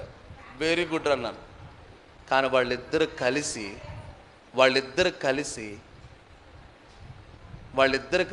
ఒక గుళ్ళో పెళ్లి చేసుకున్నారు. వాళ్ళిద్దరు కలిసి ఎక్కడ? ఒక గుళ్ళో పెళ్లి చేసుకున్నారు. నాకు ఆశ్చర్యకరమైన విషయం, అన్ని మొన్న నాకు కనపడితే ఇలా పిలిచి, ఒరే నీకు బాప్తిజం ఇచ్చిన పాస్టర్ గారిని కొట్టేయాలని పెడుతుందిరా నాకు అన్నాను. యాని అన్నాడు, నీకు మారు మనసు లేదు, నువ్వు మందిరానికి వచ్చి ఓ పూట కూర్చుని 4 మాటలేనో, నీదంతా ఏ భక్తి? క్రిస్మస్ అట్టుపండు భక్తి నీదంతా. అట్టుపండు గెల తీసుకొచ్చేసి అందులో నా పేరు ఉంది, పాట ఎట్టండి అనే బ్యాచ్ నువ్వు. ఆ బ్యాచ్గా ఉన్న నువ్వు మారు మనసు పొందకుండా ఏం పొందేశావు? బాప్తిజం పొంది మళ్ళీ నువ్వు చేసుకోకూడదు చోటుకి వెళ్ళి పెళ్లి చేసుకున్నావు. ఒరే అసలు నీకు ధర్మమా? ఇది కరెక్ట్ అనిపించిందా నీకంటే? లేదని ఎప్పుడో మొక్కున్నానని, బాప్తిజం తీసుకున్న తర్వాత మొక్కు గుర్తొచ్చిందని అన్నాడు. మరి ఏమనాలి అలాంటి వాళ్ళని? నువ్వు ఎందుకు బాప్తిసం తీసుకున్నావు అని అంటే పెళ్లి కోసం బాప్తిసం తీసుకున్నాను అనేవాళ్ళు ఎక్కువ. పెళ్లి కోసం కాదు నువ్వు బాప్తిసం తీసుకోవాల్సింది, ఇల్లు కట్టుకున్నానని కాదు బాప్తిసం తీసుకోవాల్సింది, లేదా నా దేవుడు ఏదో నేను స్వస్థపరిచాడని కాదు నువ్వు బాప్తిసం తీసుకోవాల్సింది. నువ్వు బాప్తిసం ఎప్పుడు తీసుకోవాలో తెలుసా? నా దేవుని మాటల ద్వారా నీ జీవితంలో నిజమైన మారు మనసు వచ్చినప్పుడు మాత్రమే. హల్లెలూయా, హల్లెలూయా. వాళ్ళు ఇప్పుడు వరకు మీ మందిరంలో ఎవరైనా పెళ్లి కోసం బాప్తిసం తీసుకున్న వాళ్ళు ఉన్నారేమో. ఇప్పటికైనా మారు మనసు పొందండి. ఇక ముందైనా మీరు బాప్తిసం పొందాలంటే నిజమైన మారు మనసును పొంది ఆ తర్వాత మీరు నీటి ద్వారా బాప్తిసం పొందండి. అలా తీసుకున్న విధానానికి ఒక యోగ్యమైన ప్రతిఫలం ఉంటుంది. పొద్దున్నేమో చర్చిలో పెళ్లి జరుగుతుంది, సాయంత్రం ఇంటికాడేమో అయ్యగారు పెళ్లి చెప్పారు ఈ మాట. మైకులు అంటే బాగోదని వదిలేశాను నేను. చర్చిలో పెళ్ళి పరిశుద్ధ పరిశుద్ధ ప్రభువా, ఇంటికాడ ఇంకో పాట వచ్చేద్దాం. ఇంక ఈ పాస్టర్ గారు భోజనం చేసి ఇంటికి కూడా వెళ్ళడం. ఆ పాస్టర్ గారు సెవిలో అడిపోవాలి అంతాను. మొదలు పాస్టర్ గారు కారండి బోర్డు అంత డబ్బులు ఇచ్చేసాం వాళ్ళకి. దేనికి దేనికి అంటున్నాను. మా ఊర్లో చర్చి ఉందట, మరి అనవచ్చు అనకూడదు కానీ. గుళ్ళో పెళ్ళి అయితే ఎదర స్టేజీ, ఇక్కడ ఆమె కనుక అక్కడ పాట వచ్చేద్ది అంతే. రే ఆ ప్రాంగణం అంతా దేవుని సన్నిధి కదా. ఈ మధ్య మొదలెట్టేశారు. అప్పుడెప్పుడో నా చిన్నతనంలో చూసేవాళ్ళు నన్ను తీసుకొచ్చేవాళ్ళు. అనకూడదా మాట మైకులో. నా చిన్నతనంలో ఉన్న చూసి నేను అలాంటి వాళ్ళని తీసుకొస్తాను. ఇప్పుడు ఈ మధ్యకాలంలో పెళ్ళిళ్ళకి కూడా తీసుకొచ్చేసి వాళ్ళతో డ్యాన్సులు వేస్తాం మొదలెట్టారు. వీళ్ళు ఎవరో బైబిల్ పెట్టుకుని వచ్చేసే పరిశుద్ధులు అని మేము అనుకోవాలి. నిశ్చయముగా వీళ్ళందరూ కూడా మీరు అనరు కదా, నరకానికి పోతారు. దేవుని స్తోత్రం. అసలు ఈ మాట అంటారేమో అనుకుంటాను కానీ అనరు కదా, తెలివైన వాళ్ళు మీరు అందరూ. ఇక్కడ కొర్నేలి కుటుంబం అంతా ఎప్పుడు బాప్తిసం పొందారో తెలుసా? దేవుని మాటలు వారి జీవితంలో కలిగినప్పుడు, దేవుని మాటల ద్వారా వారు బలపరచబడినప్పుడు వాళ్ళ కుటుంబం అంతా మారు మనసు పొందారు. కొర్నేలి తన కుటుంబాన్ని మొత్తాన్ని రక్షించుకున్నాడు. ఆవిడెవరో ఒక ఆవిడ ఉంది బైబిల్లో. ఆవిడంట ఓదా పొడి రంగు నమ్ముకునే తుయాతెర పట్టణస్తురాలు. ఆవిడ వ్యాపారం చేసుకుంటూ బొట్టట్టుకుని బయలుదేరింది. అలా బయలుదేరుతూ వెళ్తున్న ఆవిడకి ఏవో మీటింగులు జరుగుతున్నట్టుగా పాస్టర్ గారు వాకింగ్ చెప్తున్నట్టుగా అనిపించింది. గబగబా బొట్ట పక్కనెట్టేసి ఎడగొచ్చింది. కొంచెం గట్టిగా చెప్పండి. మనలో మన మాట, నువ్వు ప్రార్థనకు బయలుదేరే చోట అక్క మా బావగారు 2 చేపలు అట్టుకుని వచ్చాడు అనుకో, ఏం చేస్తావు అక్క? నువ్వా ఏం చేస్తావు అక్క చెప్పక్క? చేప మీదకి వెళ్ళిపోతాం మనసు నీకు. ఇంకా చేప దగ్గర ఉండిపోతాం అంతే. ఇక్కడ సమర్పణ చేయం ప్రభు నాకు అయిపోద్ది అంతే. ప్రార్థన అంతా అయిపోద్ది. కాస్త వినండి. ఆమె వ్యాపారం చేసుకుంటున్న ఆమె బయలుదేరిన ఆమెకి దేవుని మాటలు వినగానే ఆ బొట్ట పక్కనెట్టేసి వచ్చేసి ఏ మాటలందే ఎన్నావిడ కుదురుగా ఉందా, గబగబా మళ్ళీ ఇంటికి వెళ్ళిపోయింది. ఏమండి అక్కడ మీటింగ్ జరుగుతుంది, పాస్టర్ గారు వాకింగ్ చెప్తున్నాడు, రండి అని చెప్పి తన భర్తని తన బిడ్డలందరినీ తీసుకొచ్చేసింది. ఎక్కడికే? మందిరానికి. రోజు సంఘ క్షేమాభివృద్ధి కూడిక. మీలో ఎంతమంది భర్తలను ఎంతమంది పిల్లల్ని ఎంట పెట్టుకుని తీసుకొచ్చారు మందిరానికి అని అడిగితే, మా మాట వింటారేంటండి పాస్టర్ గారా? అన్ని మాటలు వింటారు కానీ నీ భర్త మందిరానికి రమ్మని చెప్పే మాట మాత్రం వినడం. మరి మిగతా చెప్పే మాటలన్నీ ఈయన ఎత్తాడు. ఆయన నువ్వు గీతగా ఎత్తే నాకు తెలిసక్క, నువ్వు చెప్పబోయినా నువ్వు గీతకెత్త గీత దాడ్డైనా ఎలాంటి వాడినైనా సరే చెప్పండి, అంతే కదా. ఆడోళ్ళు తలుచుకుంటే రాజ్యాలే కూలిపోయిన మొగడంతా. దేవునికి స్తోత్రం చెప్పండి. ఎంత కొమ్ములు తిరిగినోడైనా ఎలా లైన్లో పెట్టాలో, ఎలా గుప్పిళ్ళలోకి తెచ్చుకోవాలో, ఎలా చెంగును కట్టేసుకోవాలో ఎవరికి తెలుసు? మీరు ఆ మాట కూడా ఎంత గర్వంగా చెప్పుకోవాలో మీరు తెలుసు. పాస్టర్ గారు ఇది కూడా నిజమే అమ్మా. కట్టేసుకుంది కదా ఒక ఆవిడ బైబిల్లో. ఎవరావిడి? యజ్బేలా? ఎలిజబెతా? ఎవరావిడే? షారా. ఎవరో షారా ఏం చెప్తే అదే అంటున్నాడు. ఎవరో సెట్ అంత మగోడు, విశ్వాసులకు తండ్రి అని పేరు పొందినాడు. నా దేవుడు కూడా చెప్పాడు, నీ భార్య ఏది చెప్తే దాటొద్దంటే దాటకో, దాటమంటే దాటు, వెళ్ళమంటే ఎల్లు, వెళ్ళొద్దంటే వెళ్ళదు. నా దేవుడు అలాంటి కృప ఆడవాళ్ళకే ఇచ్చాడు. దేవునికి స్తోత్రం చెప్పండి. మరి అలాంటి కృప పొందుకున్న ఆమె తన కుటుంబాన్ని మొత్తం దేవుని మందిరానికి నడిపించింది. అలాంటి కృప పొందుకున్న నీవు నీ భర్తను నీ బిడ్డలను దేవుని మందిరానికి నడిపిస్తాలా? అదే బాధాకరమైన విషయం. లూదియా తన కుటుంబాన్ని మార్చుకుంది. కొర్నేలి తన కుటుంబాన్ని మార్చుకున్నాడు. ఒక వేశ్య తన అక్క చెల్లెలను తన కుటుంబాన్ని మొత్తాన్ని కాపాడుకోవడం కోసం ఏగుల వారితో ఏం చేయించుకుంటుంది? ప్రమాణం చేయించుకుంది. భయంకరమైన పాపిష్టి ప్రజల మధ్య ఉంటున్న నోవాహు తన భార్యను, తన బిడ్డలను, తన కుటుంబాన్ని, తన బిడ్డలను దేవుని కొరకు, ఆ వాడలో ప్రవేశించుట కొరకు తన కుటుంబాన్ని రక్షించుకోగలిగాడు. ఈ రాత్రి నేను మిమ్మల్ని అడుగుతున్న ప్రశ్న, నీ కుటుంబాన్ని నువ్వు రక్షించుకోవాలి, నీ భర్తను నువ్వు రక్షించుకోవాలి, నీ బిడ్డలను నువ్వు రక్షించుకోవాలి, నీ కుటుంబీకులందరూ నువ్వు ప్రభు సన్నిధికి నడిపించాలి. వారు కూడా నీ వలె ప్రభు రాజ్యములో ఉండుట కొరకు, వారి కొరకు భారము కలిగి నువ్వేం చేయాలి? ప్రభు సన్నిధిలో కొంచెం గట్టిగా చెప్పండి. అస్తమాలు అప్పులు తీరాలి ప్రభా, అస్తమాలు కారు కొనేయాలి ప్రభా, 4 కాసులు బంగారం కొనేయాలి ప్రభా, అప్పులు తీరిపోవాలి ప్రభా. వీటి కోసమే కాదు, నేను చెయ్యొద్దు అనడం లేదు, వాటి కోసం చెయ్యి. వాటికంటే శ్రేష్టమైంది ఏంటో తెలుసా? వాటికంటే శ్రేష్టమైంది ఏంటో తెలుసా? నీ కుటుంబం అంతా ప్రభు సన్నిధిలో యేసయ్య పాదాల దగ్గర ఉండాలి. కొంచెం గట్టిగా చెప్పండి.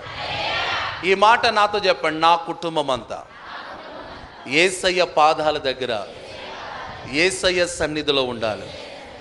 అలా ఉండాలంటే నీ కుటుంబాన్ని నువ్వేం చేయాలి? ప్రార్థన పూర్వకంగా నీ కుటుంబాన్ని ప్రభు సన్నిధికి నడిపించాలి. ఈ రోజున అలా నడిపించలేకపోతున్న భక్తులారా, మందిరాలకు వస్తున్న వారులారా, ఈ రాత్రి నుండైనా నీ బిడ్డలను ప్రభు సన్నిధికి నడిపించు, నీ భర్తను ప్రభు సన్నిధికి నడిపించు. జీవితం చాలా అల్పమైనది. ఎప్పుడు ఏం జరుగుద్దో ఎవరికి తెలియదు. కొంతసేపు కనబడి అంతలోని. మొన్న 4 రోజుల కిందట మా బంధువుల్లో ఒక ఆయన నల్లజర్రలో ఒక ఇల్లుంటే ఆ ఇల్లుని చూడడానికి వెళ్ళాడు. ఆ ఇల్లు 4 అడుగుల ముందు బండి ఆపి ఆ ఇంట్లోకి వెళ్ళి 4 అడుగులు వేస్తున్న టైంలో కుప్పకూలిపోయాడు. ఏం జరిగిందని చుట్టుపక్కల వచ్చి చూడగా చచ్చిపోయాడు. ఏమైందిరా బాబు అంటే హార్ట్ అటాక్. ఈ రోజున మనిషిని జీవితం ఎంతో అల్పమైనది. మొన్న జూన్ నెలలో మన పండగలు పెట్టిన సందర్భంలో 3వ రోజు 242 మందో 72 మందో ఇంగ్లాండ్ వెళ్ళడానికి విమానం ఎక్కారు. ఏమంటే 9 సెకండ్స్లో ఎగిరినది కుప్పకూలిపోయింది. వాళ్ళు ఎవరైనా అనుకున్నారా? మనిషి జీవితం చాలా అల్పమైనది. ఎప్పుడు ఏం జరుగుతుందో తెలియదు. అందుకే నీ కుటుంబం రక్షించబడాలని అనునిత్యము నీ కుటుంబ రక్షణ కొరకు నువ్వు ప్రార్థన చేయి. నీ భర్త కొరకు నువ్వు ప్రార్థన చేయి, నీ బిడ్డల కొరకు నువ్వు ప్రార్థన చేయి, నీ కోడళ్ళ కొరకు నువ్వు ప్రార్థన చేయి, నీ అల్లుళ్ళ కొరకు నువ్వు ప్రార్థన చేయి. నాయనా, నా కుటుంబం అంతా మారాలి, నా కుటుంబం అంతా నీ సన్నిధిలో ఉండాలి, నువ్వు వచ్చు రాకడలో నా కుటుంబం అంతా ఎత్తబడే కుటుంబంగా ఉండాలి అని ప్రార్థన చేయి. దైవికమైన క్రమాన్ని పెంచు. అలాంటి క్రమాన్ని పెంచడానికి ప్రతినిత్యము ప్రార్థన చేయి. చరిత్రలో మౌనిక అనే ఒక తల్లి ఉంది. బిడ్డ పుట్టగానే భర్త చనిపోయాడు. తన బిడ్డను దేవుని సేవకు సమర్పించింది. చిన్నతనం నుంచి సండే స్కూల్కి వెళ్ళాడు. కానీ యవ్వన వయసు వచ్చిన తర్వాత చెడు అలవాటులకు, చెడు స్నేహాలకు అలవాటు పడి దేవుడిని మర్చిపోయి తాగుడికి అలవాటు పడ్డాడు. కొన్ని రోజులకు ఆ తాగుడు కాస్త డ్రగ్స్లోకి అలవాటు పడిచేసింది. డ్రగ్స్కి అలవాటు పడ్డాడు. రోజు ఆ డ్రగ్స్ తీసుకోకపోతే ఉండలేకపోతున్నాడు, పిచ్చోడైపోతున్నాడు. రోజు ఎక్కడెక్కడో తాగి ఎక్కడెక్కడో పడిపోతున్నాడు. ఆ తల్లి రోజు వీధులంటే వెళ్ళి తన కొడుకు ఎక్కడ పడిపోతే అక్కడ 4-5 బతిమాలుకుని అండ్ ఏదోలాగా బొసం మీద వేసుకుని ఇంటికి తీసుకొచ్చి ఆ ఇంట్లో మంచం మీద పడుకోబెట్టాడు. జోళ్ళు తీసి ఆడు వాంతులు చేసుకున్న బట్టలన్నీ తీసి శుభ్రం చేసి ఆడి కాళ్ళ దగ్గరే పడి ఏడుస్తా ఇలా ప్రార్థన చేసేదంట.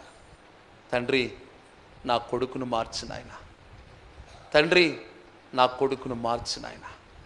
ఇదే ప్రార్థన. రోజు ఆ తల్లికి ఇదే పని. కొన్ని రోజులు గడిచిపోయి, కొన్ని నెలలు గడిచిపోయి, కొన్ని సంవత్సరాలు గడిచిపోయి ఉన్నపాటున ఒక రోజున ఆ తల్లి అదే బెంగతో చచ్చిపోయింది. కానీ ఇది మారలేదు. తల్లి చనిపోయిన కొన్ని సంవత్సరాలకే ఆ కుర్రోడు మారాడు. తన జీవితాన్ని ప్రభు కొరకు సమర్పించుకున్నాడు. ఇలాంటి మీటింగ్లో ఆ కుర్రోడిని సాక్ష్యం చెప్పమంటే బైబిల్ ఇలా చేతబట్టుకుని అందరికి వందనాలనే మాట చెప్పి ఇలా అన్నాడంట, ఈరోజు నేను ఈ బైబిల్ పట్టుకుని ఇలాగూ 4 మాటలు చెప్పగలుగుతున్నానన్నా, నా దేవుని రాజ్యానికి నేను వెళ్ళగలుగుతున్నానన్నా దానికి కారణం నా తల్లి కన్నీటి ప్రార్థన. అనండి ఒకసారి, నా తల్లి కన్నీటి ప్రార్థన. నా తల్లి నా కోసం ఎంత ప్రార్థన చేసిందో నాకు తెలుసు. ఏమయ్య అగస్టిన్, అప్పుడు నువ్వు తాగున్నావు కదా, నువ్వు డ్రగ్స్లో ఉన్నావు కదా, నీకు ఎలా తెలుసు అంటే, నాకు తెలుసు అంటే నా తల్లి నా కోసం ఎలా ఏడ్చిందో. నా తల్లి బ్రతుకున్నప్పుడు నా తల్లి ప్రేమ నేను అర్థం చేసుకోలేదు. నా తల్లి బ్రతుకున్నప్పుడు నా దేవుని ప్రేమను అర్థం చేసుకోలేదు. నా తల్లి చనిపోయిన చాలా సంవత్సరాలకి నా తల్లి నన్ను ఎంత ప్రేమించిందో, నా దేవుడు నన్ను ఎంత ప్రేమిస్తున్నాడో అర్థం చేసుకున్నానండి. అందుకే నేను మార్చబడ్డాను. అదే నా తల్లి నా కోసం కన్నీటి ప్రార్థన చేయకుండా ఉండుంటే ఈ రోజుకి నేను ఇంకా భ్రష్టుండైపోదునేమో.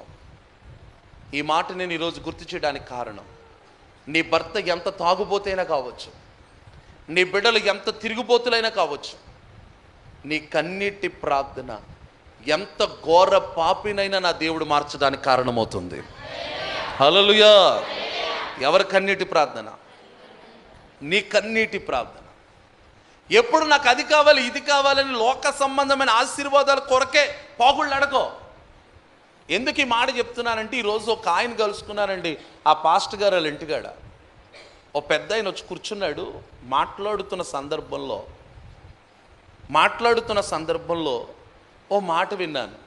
నేను మా అమ్మగారు విడిపోయి 4 సంవత్సరాలు అయింది బాబు అని అన్నాడు. ఆయనకి దగ్గర ఒక 70 ఉంటాయి. నేను మీ మామగారు విడిపోయి 4 సంవత్సరాలు అయిందన్నాడు. ఆ మాట నాకు అర్థం కాక, నువ్వు మామగారు విడిపోతామేంటి, ఈ వయసులో బుద్ధి లేకుండా మాట్లాడుతున్నామన్నాను నేను. ఏ వయసు అది? 70 సంవత్సరాల వయసులో నువ్వు మామగారు విడిపోతామేంటి, నాకు అర్థమవుతలేదు. ఏ మామ నీ దగ్గర లేదా, ఏం జరిగింది ఏంటి అని అడిగితే, బాబు నేను ఒక మిల్లీలో పనిచేశాను, ఒక మిల్లీలో 40 సంవత్సరాలు పనిచేశాను నేను. కొమ్మర్లో జరిగిన వాస్తవిక సంఘటన, ఈరోజు నా దృష్టికి వచ్చిన సంఘటన. 40 సంవత్సరాలు కష్టపడిందంతా కూడా నా బిడ్డలకే, నా కూతుళ్ళకి అని నేను ఖర్చు పెట్టేశాను. ఇల్లు కట్టుకోవడానికి ఏంటి, వాళ్ళ ఆరోగ్యాలకేంటి, వాళ్ళ చదువులకేంటి అంతా ఖర్చు పెట్టేశాను. మా ఆవిడి అంటే మీ మామ, మళ్ళీ నాతో అంటాను చూడండి, మీ మామ పుట్టింటికాడ నుంచి కొద్దిగా ఆస్తి తెచ్చుకుంది. ఓ 2 ఎకరాలో ఏదో తెచ్చుకుంది ఆస్తి. నేను అనుకున్నాను నీ సంపాదన నాకెందుకని చెప్పి నా కష్టార్జితం అంతా తగలేశాను. ఇల్లు కట్టడానికి 30 లక్షలు, లేకపోతే ఆరోగ్యాలకని 40-50 లక్షలు నా సొంత డబ్బులన్నీ ఖర్చు పెట్టేశాను. ఏదో ఒక విషయంలో చిన్న గొడవ వచ్చి నేను అడిగితే నా కన్న కూతురు అంది, నా గుమ్మం దాటి మాట్లాడి నాన్న అంది. నా కన్న కూతురు నాతో అన్న మాట నా గుమ్మం దాటి మాట్లాడి నాన్న అంది. దీనితో నేను మాట పడాలని చెప్పి నా గుమ్మం దాటి వస్తున్న టైంలో నా బిడ్డలు నా భార్యను అంటే ఆ పిల్లల యొక్క తల్లిని, అమ్మా నువ్వు ఎక్కడికి వెళ్ళక్కల మాతోనే ఉండు అని అంటే, నా భార్య నా ఆడబిడ్డలతోనే ఉండిపోయింది. నేను రోడ్డు మీదకి వచ్చేసాను. నా తల్లిని నా భార్యను వాళ్ళు ఎందుకు ఉంచుకున్నారో తెలుసా? నా భార్య తెచ్చుకున్న ఆస్తి నాకు ఇచ్చేస్తుందేమో, ఏమంటే మన ఇద్దరం కలిసి బతుకుతామేమో అని అనుకుంటారని నా భార్యకు లేనిపోని మాటలు చెప్పేసి నా భార్యను వాళ్ళ దగ్గరే ఉంచేసుకున్నారు. ఆ మాట చెప్తున్నప్పుడు ఆ తాత కళ్ళల్లో నీళ్లు తిరుగుతుంటే నాకు చాలా బాధేసింది. నేను అడిగాను, ఇప్పుడు ఎవరు చూస్తున్నారు తాత అని అన్న. నా కోడలు చూస్తుంది నాయన అన్నాడు. చేతులెత్తి గట్టిగా అల్లిలు చెప్పండి, చప్పలు కొట్టండి ఆ కోళ్ళకి. అసలు నా కోడలు చూస్తుంది నాన్న అన్నాడు. నాకు ఆశ్చర్యం వేసేసింది. కూతురులేమో గుమ్మం దాటి మాట్లాడాను అన్నారా? కోడలు అక్కును చేర్చుకుంది. అక్కును చేర్చుకుని ఈ మధ్యకాలంలో నేను ఆపరేషన్ చేయించుకుంటే బాబా నాకు ఏ లోటు లేకుండా చూసుకుంది. నేను అన్నాను, తాత ఏం బాధపడకలే, కూతుర్లు మంచోళ్ళు కాకపోయినా కోడల్ని కూతురులాగా నా దేవుడి దగ్గరికి పంపించాడు. ఇంకా నీ కోడలు ఉండగా నీకు తిరిగేంటి తాత, ఏం బాధపడకలే అని కొంచెం ధైర్యం చెప్పేసి లోపల వీళ్ళ కుటుంబం, దైవజనుడి కుటుంబం కోసం ప్రార్థన చేసి బయటకు వస్తే గుమ్మం ముందు నిలబడి నన్ను మాట అన్నాడు, నేనా మా అమ్మ కలిసిపోవాలని ప్రార్థన చేయి బాబా అన్నాడు.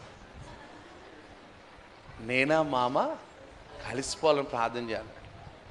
ఆ మాట నా హృదయంలో ఎక్కడో తాకేసింది. తన భార్య తనని కాదని దూరంగా ఉన్నా తన భార్య తనతో ఉండాలన్న ఆశ. డబ్బండి, డబ్బు డబ్బు డబ్బు మానవ విలువలను, మానవ సంబంధాలను దెబ్బతీసేస్తుంది. రక్త సంబంధుల మధ్య లేనిపోని చిచ్చులు పెట్టేస్తుంది. నా అక్క నువ్వు కాదు, నా అక్క చచ్చిపోయిందంటది డబ్బు కోసం. నెత్తి మీద ఏమైనా ఎసిగిపోతుందంటే ఈ అక్క. మన కరోనా వచ్చింది, బుద్ధి ఉండాలి కదా. మన కరోనా వచ్చింది కదా, మనకు నా పాట నిరూపిత్తకే కదా వచ్చింది. ఎంత డబ్బులు ఉంటా కరోనా బట్టి ఎంతమంది ప్రాణాలను కాపాడుకోగలిగారు? బోల్డ్ అంతమంది డబ్బు డబ్బు మేము ఎంత డబ్బు కలితే అంత డబ్బు ఇస్తాం, మా ప్రాణాలను కాపాడండి అని నెత్తి నోరు కొట్టుకున్న వాళ్ళు చచ్చిపోయారు. ఈ రోజున అదే డబ్బు కోసం ఈరోజు నువ్వు నీ అక్కను కాదంటున్నావు, నీ చెల్లిని కాదంటున్నావు, నీ రక్త సంబంధాలు కాదంటున్నావు, నీకు నాకు సంబంధం లేదంటున్నావు. దేనికోసం? డబ్బు కోసమా? నేను అంటాను, బైబిల్ రక్త సంబంధానికి విలువిచ్చింది. బైబిల్ బ్లడ్ రిలేషన్కి విలువిచ్చింది. బైబిల్ ఏం చెప్తుందో తెలుసా? నీ అక్క చెల్లెలు, నీ అన్నదమ్ములను, నీ తోబొట్టువులను అందరిని చూసుకోమనే బైబిల్ చెప్పింది, ఎక్కడ విడిచిపెట్టేమని చెప్పేలా. అందుకే యేసేపు అనబడిన వ్యక్తి ఆశీర్వదించబడినప్పుడు తన అన్నలను తీసుకొచ్చి ఎక్కడ పెట్టుకున్నాడు? తన దగ్గర పెట్టుకున్నాడు. తన అన్నల వల్ల కీడు జరిగిన, తన అన్నల వల్ల నష్టం జరిగిన తన అన్నలు తన దగ్గర పెట్టుకున్నాడు. ఒక వేశ్య అయి ఉండి తన శరీరాన్ని అమ్ముకుని బతుకుతున్న ఆవిడ తన అక్క చెల్లెని, అన్నదమ్ములు కాపాడుకోవడం కోసం ఎంత ప్రయత్నిస్తుంది, ప్రాణాలకు తెగించేసింది ఆవిడ. ఈ రోజున మందిరానికి వస్తున్న నీవు నీ అక్కతో మాట్లాడు, మందిరానికి వస్తున్న నీవు నీ అన్నితో మాట్లాడు, మందిరానికి వస్తున్న నీవు ఎవరితోనూ మాట్లాడు, నీ కుటుంబకులతో. ఏమనంటే నీళ్ళు వేసేసానండి, నీ మీద వేసేయాలి నీళ్ళు. అసలు రక్త సంబంధానికి ఒక విలువ ఇవ్వాలి కదా. నువ్వు నీకంటూ దేవుడు ఒక కుటుంబాన్ని ఇచ్చాడు కదా. అక్క, చెల్లి, తమ్ముడు, అన్నయ్య, బాబాయ్, వదిన అని ఒక సంబంధాన్ని దేవుడు ఇచ్చినప్పుడు ఆ సంబంధాన్ని నువ్వు ఎంత కాపాడుకోవాలి. నువ్వు నీకు కష్టం వచ్చినప్పుడు, నీకు బాధ వచ్చినప్పుడు నువ్వు డబ్బులు ఎగరెత్తంటే వస్తున్నారు, వాళ్ళు ఎవ్వరు రారో. నువ్వు చచ్చిపోయినప్పుడు వచ్చి 4 కన్నీళ్ళు గారిచేది కూడా నీకు రక్త సంబంధులే. రక్త సంబంధానికి మొదట విలువ ఇవ్వండి. ఈ రోజున క్రైస్తవ కుటుంబాల్లో ఎందుకో తెలియదు కానీ బ్లడ్ రిలేషన్షిప్కి విలువ ఇవ్వడంలా. ఈ రోజున ఒకళ్ళని బంధువులు దేవుణ్ణి నమ్ముకోలేదు, వాళ్ళు మందిరానికి రారు, వాళ్ళు విగ్రహారాధన చేస్తారు, అయినంత మాత్రం వాళ్ళు అసహించేసుకుంటావు నువ్వు. మీరు ఆ దేవుని పూజ చేస్తున్నారు, మా దేవుని పూజ చేస్తలేదు, ఇంకా మీకు మాకు మాటలు లేవని అంటావా నువ్వు? నువ్వేం చేయాలో తెలుసా? నీ ప్రేమతో వారిని ప్రభు దగ్గరికి నడిపించాలి. దేవునికి స్తోత్రం చెప్పండి. నేను ఎప్పుడు ఇదే మాట చెప్తాను, ఒకవేళ నీ కుటుంబీకులు ఎవరైనా మారకపోతే, వాళ్ళు ప్రభువును తెలుసుకోకపోతే ప్రేమతో మార్చుకో. వాళ్ళకి ఎలా చెప్పాలో అలా చెప్పు, అంతేగాని వాళ్ళతో విద్వేషాలు పెట్టుకోకో. మీరేంటి ఇలా పూజ చేస్తున్నారేంటి, ఇలా ఏమైనా ఉందా అని అనుకో. వాళ్ళ నమ్మకాలు వాళ్ళే, వాళ్ళ విశ్వాసాలు వాళ్ళే, కానీ నువ్వు ప్రేమతోనే మార్చుకోవాలి. పౌలు గారు ఒక దేవాలయానికి వెళ్ళాడు, గుళ్ళోకి వెళ్ళాడు. ఆ గుళ్ళో ఒక తెలియబడిన దేవుడు అని ఉంది. ఆ తెలియబడిన దేవుడు అని పేరెట్టేసుకుని ఏం చేశాడు? అక్కడ సువార్తను ప్రకటించలేదా? పాస్టర్ గారు ఇంటి గుళ్ళోకి వెళ్తామేంటి అని అంటాం మనమైతే, కానీ అక్కడికి వెళ్ళి ఆయన చేసిన పని ఏంటి? సువార్త ప్రకటించాడు. నువ్వంట ఎవరైనా చచ్చిపోతే, మందిరానికి రాని వాళ్ళు ఎవరైనా చచ్చిపోతే దినం భోజనాలు ఏం తినమ్మా, పెళ్లి భోజనాలు మాత్రం 4 పూటలు తినేస్తావు. తినకూడని కొన్ని ఉన్నాయిలే, తినకూడనివి చేయకుండా కొన్ని పనులు ఉన్నాయి, చెయ్యి, తప్పేం కాదు. అంత మాత్రాన వాళ్ళతో నువ్వేం పెట్టేసుకోకు, విరోధం పెట్టుకోకు. ప్రేమతోనే ఎవరినైనా ప్రభు దగ్గరికి నడిపించాలి. కొంచెం గట్టిగా చెప్పండి. నా దేవుడు ప్రేమతోనే మార్చుకున్నాడు కదా. గెచ్చిమైన తోటలో యేసు ప్రభు సంఖ్యలు లేస్తాడంటే పేతురు గారు చెవిని గెచ్చాడు. ఆ సైనికుడు వచ్చి సంఖ్యలు వేసాడు. సంఖ్యలు వేసిన సైనికుడు యొక్క చెవిని నా దేవుడు అతికించి నేను నిన్ను ప్రేమిస్తున్నానే అన్నాడు. ఆయన ముఖం మీద ఉమ్మేశారు, కొట్టేశారు ఆయన్ని, తిట్టేశారు ఆయన్ని, నానా మాటలు అనేసారు. ఆయన వస్త్రాలని ఇది నాకు కావాలి, నీది కావాలని చింపేశారు. కానీ నా దేవుడు మాట అన్నాడు, తండ్రి వీరేమి చేయుచున్నారో. అంటే నా దేవుడు ప్రేమతోనే మార్చుకున్నాడు ఎవరినైనానే. వ్యభిచారం చేస్తూ పట్టబడిన స్త్రీని రాళ్లతో కొడతాడంటే ఆమెను అమ్మ అని పిలిచాడే. ఒక ఇంట్లో యేసుప్రభు కూర్చుంటే ఒక ఆవిడ వచ్చి కాళ్ళ దగ్గర ఏడ్చేస్తుందంటే అందరూ చిచి చిచి చిచి ఇలాంటి ఆవిడ వస్తామంటే ఇంట్లో కానీ అంటే యేసుప్రభు ఆమెను కూడా ప్రేమించాడే. యేసుప్రభు ప్రేమతోనే ఎవరినైనా మార్చుకున్నాడు. దేవునికి స్తోత్రం చెప్పండి. నీ కుటుంబాన్ని మొత్తం నువ్వు ప్రేమతో మార్చుకోవాలి. నీ భర్త దేవుని మందిరానికి రాడు, ఇష్టం ఉండదు, కానీ నీ ప్రేమతో నువ్వేం చేయాలి? నీ భర్త నీ బిడ్డలు ఉన్నప్పుడు మోకరించి, లేదా వాళ్ళ ఇంట్లో ఉన్నప్పుడు పొద్దున్నే లేచి నెమ్మదిగా వాళ్ళ కోసం నువ్వు ప్రార్థన చేస్తే వాళ్ళు ఏమనుకుంటారు తెలుసా? నా తల్లి నా కోసం ప్రార్థన చేస్తుంది, నా భార్య నా కోసం ప్రార్థన చేస్తుంది. ఎప్పుడు నీ భర్త కోసం నువ్వు ప్రార్థనే చేయవు. మాట్లాడుతుంటే అంతమాల మేకులు గుచ్చేతమే. ఎవరినే అనండి ఒకసారి. మీరు ఎవరికి వచ్చరా? ఇంటికి బయటికి వెళ్తే చెప్తారు మా వాళ్ళు అందరూ. దేవునికి స్తోత్రం చెప్పండి. నీ భర్త యోగక్షేమాల కోసం నువ్వేం చేయాలి? ప్రార్థన చేయాలి. అప్పుడు నీ భర్త ఏం చేస్తాడంటే, ఈ రోజున నేను ఈ స్థితిలో ఉన్నానంటే దానికి కారణం నా భార్య ప్రార్థన అనరా అందరూ. పొద్దున్న వెళ్ళిపోతున్నాడు, ఆయన కోసం నువ్వేం చేయాలి? అన్నీ చక్కబెట్టేసుకుని మొదలెడతారు అంతే. ఈ డ్రెస్ బాగుందా, ఆ డ్రెస్ బాగుందా, నవ్వుతున్నారేంటి మీరు? అంతే కదా.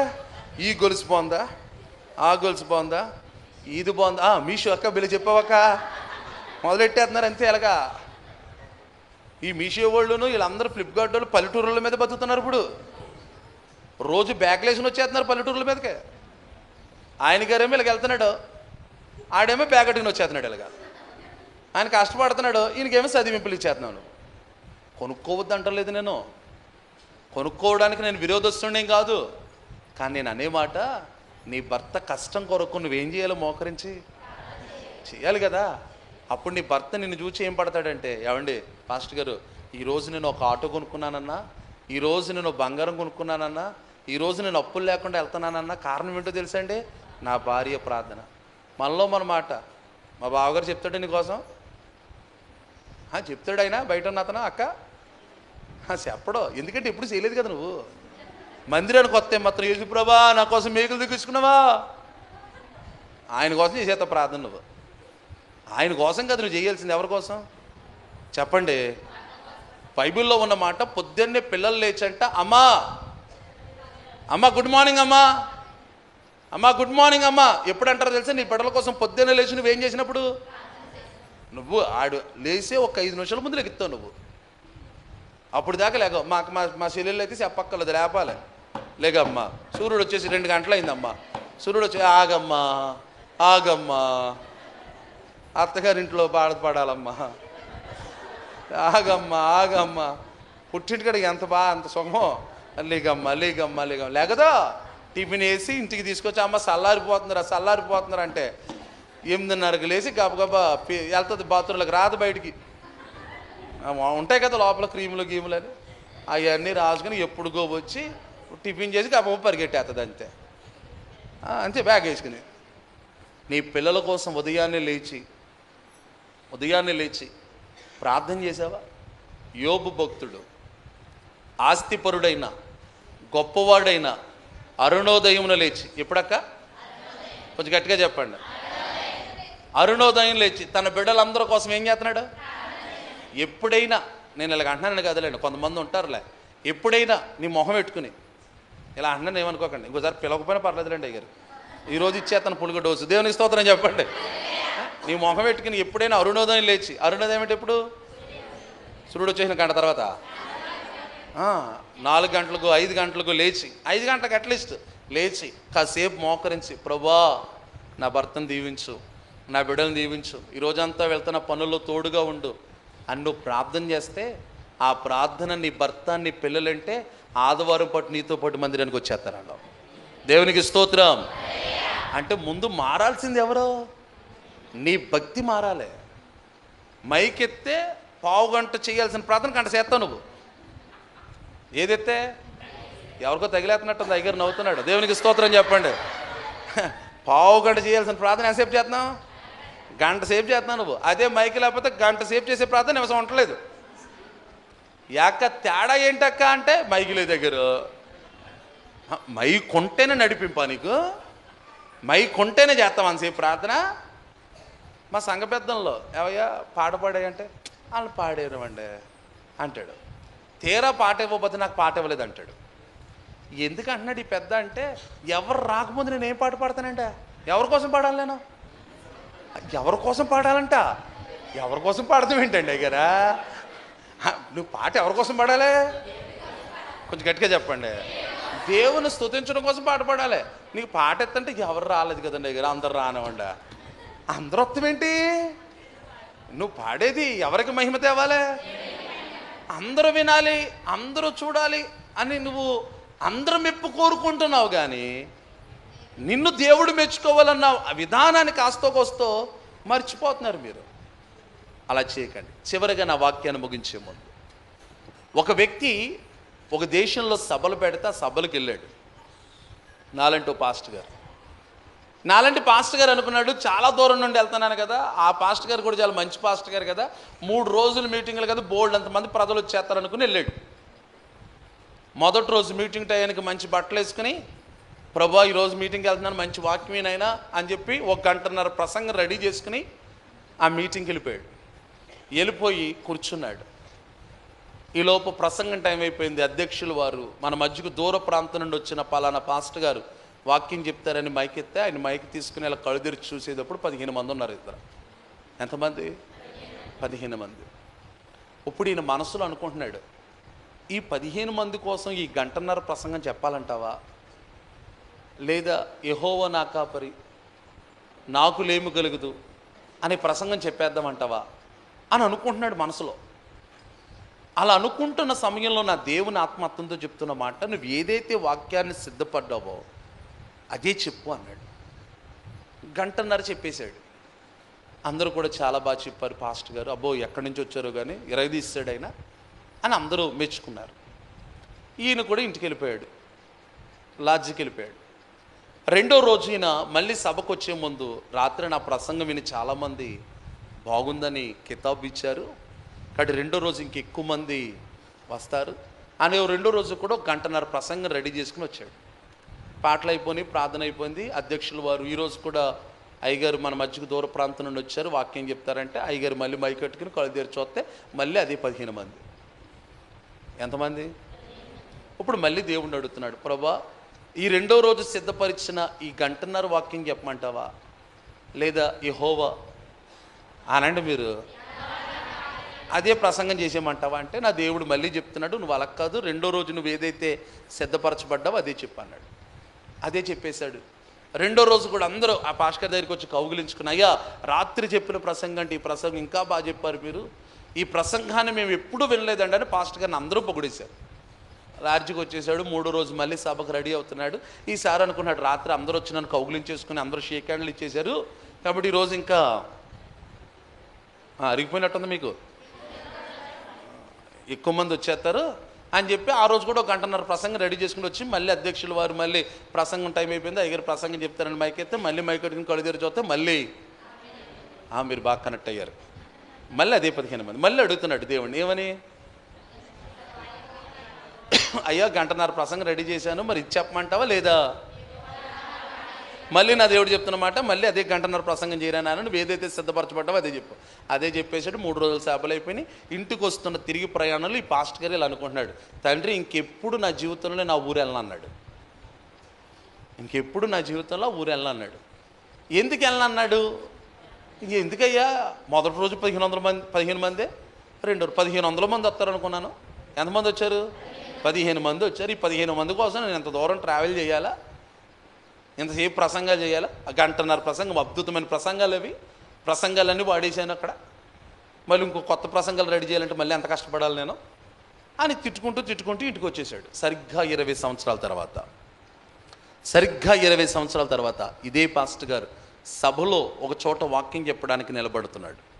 అలా నిలబడే ముందు అధ్యక్షులు అన్నారు, ఈరోజు ముఖ్య ప్రసంగికులుగా పలానా ప్రాంతం నుండి అయ్యగారు వచ్చారు, ఆయన కంటే ముందుగా ఒక యవనస్తుడు మన మధ్యలో ఉన్నాడు, ఆయన ఒక 10 నిమిషాలు మనకి గ్రీటింగ్స్ తెలియజేస్తారని ఒక కుర్రోడికి 10 నిమిషాలు గ్రీటింగ్స్ ఇచ్చారు.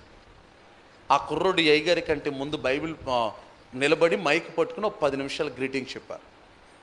ఆ 10 నిమిషాల గ్రీటింగ్స్ అని నా పాస్టర్ గారు తర్వాత వాక్యానికి వెళ్ళకముందు, నా జీవితంలో నేను ఎంతోమంది ప్రసంగాలు విన్నాను, కానీ ఈ 10 నిమిషాలు గ్రీటింగ్ చెప్పిన ఈ కుర్రోడు చెప్పిన మాటలు నా జీవితంలో నేను ఎప్పుడూ ఇలాంటి మాటలు వినలేదు. ఆ కుర్రోడు ఎవరో నిశ్చయముగా నా దేవుడు దీవించనుగా, కానీ ఆ బిడ్డను ప్రసంగంలో దీవించి ప్రసంగం అంతా అయిపోయిన తర్వాత యమునోస్తుడి దగ్గరికి వెళ్ళి, నాయన నువ్వు అద్భుతంగా రక్షించబడ్డావు, నీ మాటలు వింటే నాకు చాలా సంతోషం కలిగింది, నిన్ను రక్షించిన బోధకుడు ఎవరు అని అంటే ఆ యవనస్తుడు అన్నాడు, ఆ బోధకుడు మీరేనండి అని. ఇతనికి అర్థం కాల, ఆ బోధకుడు నేనేంటి, నేను ఎప్పుడు చూడలేదు, నేను ఎప్పుడు కలవలేదు నిన్ను. అయ్యా సరిగ్గా 20 సంవత్సరాల కిందట మా ఊరు వచ్చారు, మా ఊరిలో 15 మంది మేము కూర్చున్నాం కదా, ఆ 15 మందిలో నేను ఒక్కడినండి అన్నాడు. కొంచెం గట్టిగా చెప్పండి హల్లెలూయా. ఎంతమంది వచ్చారన్నది కాదు ప్రాముఖ్యం, ఈ రాత్రి ఈ మాటలు ఎంతమంది హృదయాల్లోకి వెళ్ళి ఆ మాటలు ఎంతమంది జీవితాలను మార్చబోతున్నాయి అన్నదే అవసరం. దేవునికి స్తోత్రం. నా చివరి మాట, నీ కుటుంబాన్ని నువ్వేం చేయాలి? కొంచెం గట్టిగా చెప్పండి. నీ కుటుంబాన్ని రక్షించుకోవడం కోసం మోకరించి వచ్చిన ప్రార్థన చేయి. నీ భర్త కోసం, నీ బిడ్డల కోసం, నీ కుటుంబం అంతటి కోసం ఒక చిన్న ప్రార్థన చేయి. అందరూ మోకరించి. మన జీవితం చాలా అల్పమైనది, కొంతసేపు కనబడి అంతలోనే మాయమయ్యే ఆవిరి వంటిది. ఇలాంటి జీవితాన్ని కలిగి ఉన్నాం మనం. కొద్ది నిమిషాలు ఓ చిన్న ప్రార్థన, ఓ చిన్న ప్రార్థన అందరూ చేసుకోగలరా? ప్రభువా, నా భర్తను, నా బిడ్డలను నేను మార్చుకోవాలి నాయనా. నా కుటుంబాన్ని నీ కొరకు నేను రక్షించుకోవాలి. ఓ చిన్న ప్రార్థన. నీ భర్త యోగక్షేమాల కొరకు, నీ బిడ్డల యోగక్షేమాల కొరకు ఓ చిన్న ప్రార్థన చేసుకోగలవా? చేయండి, చిన్న ప్రార్థన చేయండి. నోరు తెరిచి ప్రార్థన చేయండి. జీవితం చాలా అల్పమైనది. మౌని కనబడిన తల్లి తన బిడ్డలను, తన కుమారుణ్ణి కాపాడుకున్నట కొరకు తన ప్రాణం విడిచిపెట్టి దేవుని యొద్దకు వెళ్ళేంత వరకు ప్రార్థన చేసింది. తమ్ముళ్ళు, చెల్లెళ్ళు, జీవితం కొంతసేపు కనబడి అంతలోనే మాయమయ్యేది. నా యేసయ్య నిన్ను ప్రేమతో పిలుస్తున్నాడు. నా యేసయ్య దగ్గరికి రండి. నీ కుటుంబాన్ని నా దేవుని దగ్గరికి నడిపించడానికి ప్రయత్నించి. నోవాహు తన కుటుంబాన్ని మార్చుకున్నాడు. రాహేబ్ అనే వేశ్య తన కుటుంబాన్ని మార్చుకుంది.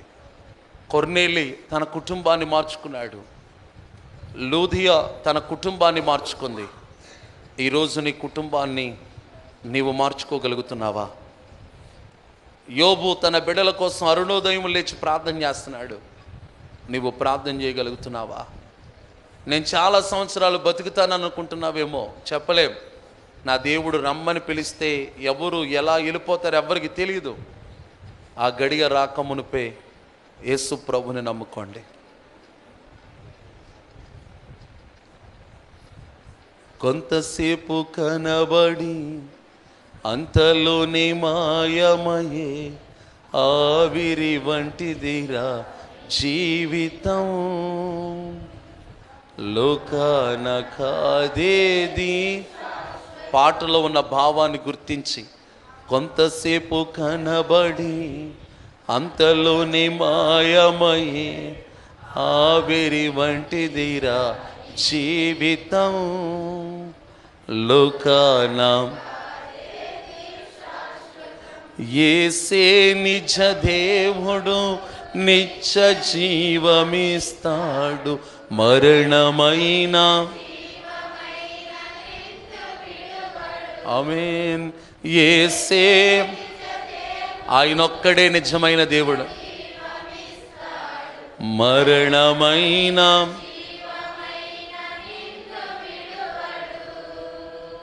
కొంతసేపు కనబడి అంతలోనే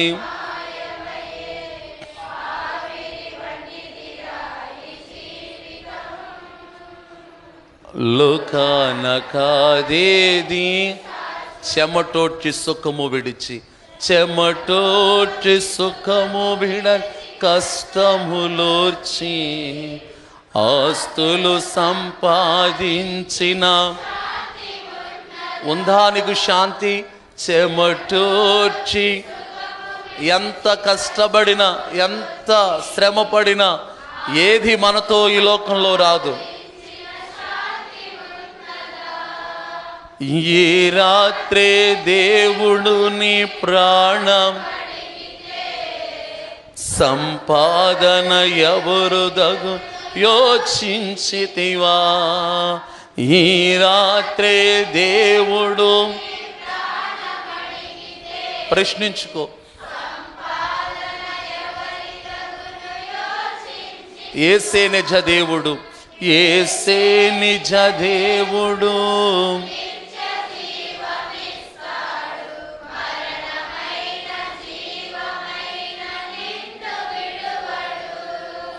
యేసే నిజ దేవుడు,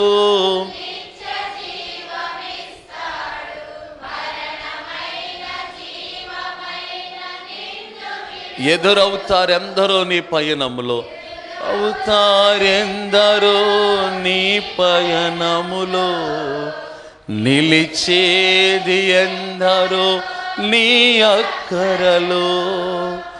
ఎదురవుతా ఎంతో మంది ఎదురవుతారు మన పయనంలో. నీ అక్కరలో వచ్చేదెవరు నీతో, ఇచ్చేదెవరు ఆపై నిత్య జీవము నీకు. వచ్చేదెవరు నీతో, ఎవరు నీతో రారు. నిత్య జీవాన్ని ఇవ్వగలిగిన వాడు యేసు ఒక్కడు మాత్రమే. యేసే నిజ దేవుడు, యేసే నిజ.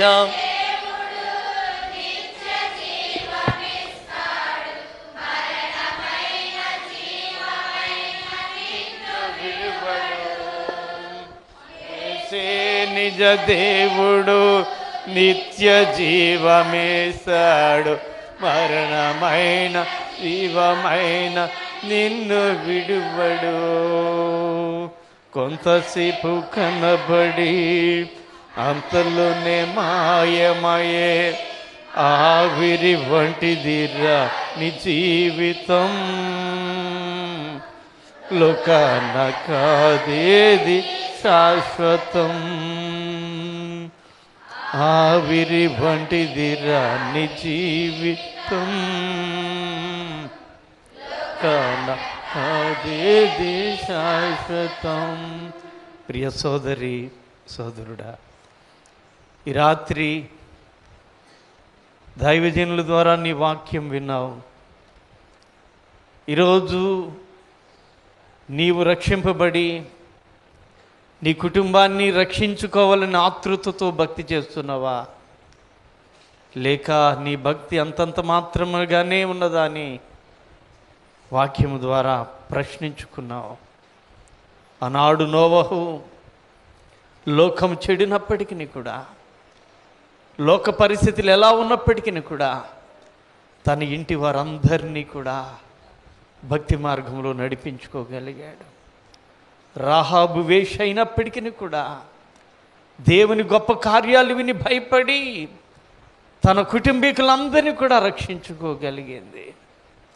కొర్నేలు భక్తిపరుడే, దైవజనుల వాక్యము ద్వారా కుటుంబం అంతటిని కూడా రక్షణలో నడిపించుకోగలిగాడు. లూదియా వ్యాపారం చేసుకుంటూ తన కుటుంబాన్ని పోషించుకునేది. ఒక దైవజనుడి వాక్యము విని తన కుటుంబ సభ్యులందరినీ కూడా రక్షించుకోగలిగాను. ఈ రాత్రి కుటుంబాన్ని గురించిన భారం నీకుందా? బాధ్యతతో నీవు ప్రవర్తిస్తూ ఉన్నావని వాక్యం ద్వారా దేవుడు నేను ప్రశ్నించాడు. నీ హృదయంలో దేవుని యొక్క వాక్యము వినిపించబడి నీ హృదయంలోకి చేర్చబడింది. నీవెంతగా స్పందిస్తూ ఉన్నావు? ఎంతగా స్పందిస్తూ ఉన్నావు? ఇక మీదటనైనా దేవా, నా జీవితంలో లోపాన్ని తొలగించు. నీకు అనుకూలమైన భక్తిని నేను చేయగలిగే అవకాశం నువ్వు. నా భర్త మారకపోయినా, నా పిల్లలు మారకపోయినా, నా ప్రవర్తన ద్వారా వారిని మార్చుకునే స్థితి నాకు దయచేయమని ప్రభువుని వేడుకో. ఇదే మిక్కిలి అనుకూలమైన సమయము. ఈరోజే నీ రక్షణ దినమని భావించి నీవు ఎంతో శ్రేష్టమైన మాటలు ఈ కడవరి దినాలలో, ఈ అంత్యకాల దినాలలో, రేపు ఎవరు ఏమవుతారో తెలియని దినాలలో నీ రక్షణ గురించిన మాటలు, నీ కుటుంబాన్ని కాపాడుకునే మాటలు నీ విన్నావు. కొద్ది నిమిషాలు దేవా దేవా, భారముతో జీవించే భాగ్యం నాకు దయచే. లోకం ఎలాగున్నప్పటికీ కూడా నేను, నా కుటుంబము, ఆనాడు దావీదు నా కుటుంబము నీ సన్నిధిలో ఉండినట్లుగా సహాయం చేయమని అడిగాడు. అట్టి ప్రార్థన నీవు చేయి. చిన్న ప్రార్థన. దయగలిగిన తండ్రి, నీ దాసులను మరుగుపరిచి నీ శ్రేష్టమైన మాటలు వినిపించావు. అందరిని బట్టి స్తోత్రాలు. ఎంతో అమూల్యమైన, కుటుంబానికి మేలైన ఆ మాటలు నీవే వినిపించావు తండ్రి. నీ పిల్లలు విన్నారు నాయనా. ఎక్కువ సమయం విని విడిచిపెట్టే అవకాశం ఉంటుంది. దురాత్ముడు హృదయంలో నిలిచి ఉండకుండా ఎత్తుకుపోయే అవకాశం ఉంటుంది. అలాంటి పరిస్థితిని ఏ ఒక్కరు కూడా కలిగించుకొనకుండా ఈ మాటలు నా కోసమే దేవుడు వినిపించాడు, నా కుటుంబ క్షేమం కొరకు వినిపించాడు అని ప్రతి ఒక్కరూ కూడా వాటిని హృదయములో భద్రం చేసుకొని ఆ ధన్యతను ప్రసాదించండి. నీ పిల్లలు ఏకీభవించి ప్రార్థిస్తూ ఉన్నారు ప్రభువా. వారి ప్రార్థన విజ్ఞాపనలు ఆలకించి ఇక మీదట భారముతో పని చేయడానికి, బాధ్యత కలిగి జీవించడానికి తగిన సిద్ధబాటు నిమ్మని యేసు నామములో అడుగుచున్నాము తండ్రి. ఆమేన్. అందరు కూర్చున్నామా? హల్లెలూయా. దేవునికి మహిమ కలుగును గాక. మరి ఇంతవరకు ఎంతో శ్రేష్టమైన మాటలు, మరి మన కుటుంబాలకు, మన జీవితాలకు విలువైన మాటలు మనకు వినిపించిన దావీజనులు మా ప్రెసిడెంట్ గారు ఎలీషా గారికి ప్రత్యేక వందనాలు తెలియపరుస్తూ ఉన్నాం.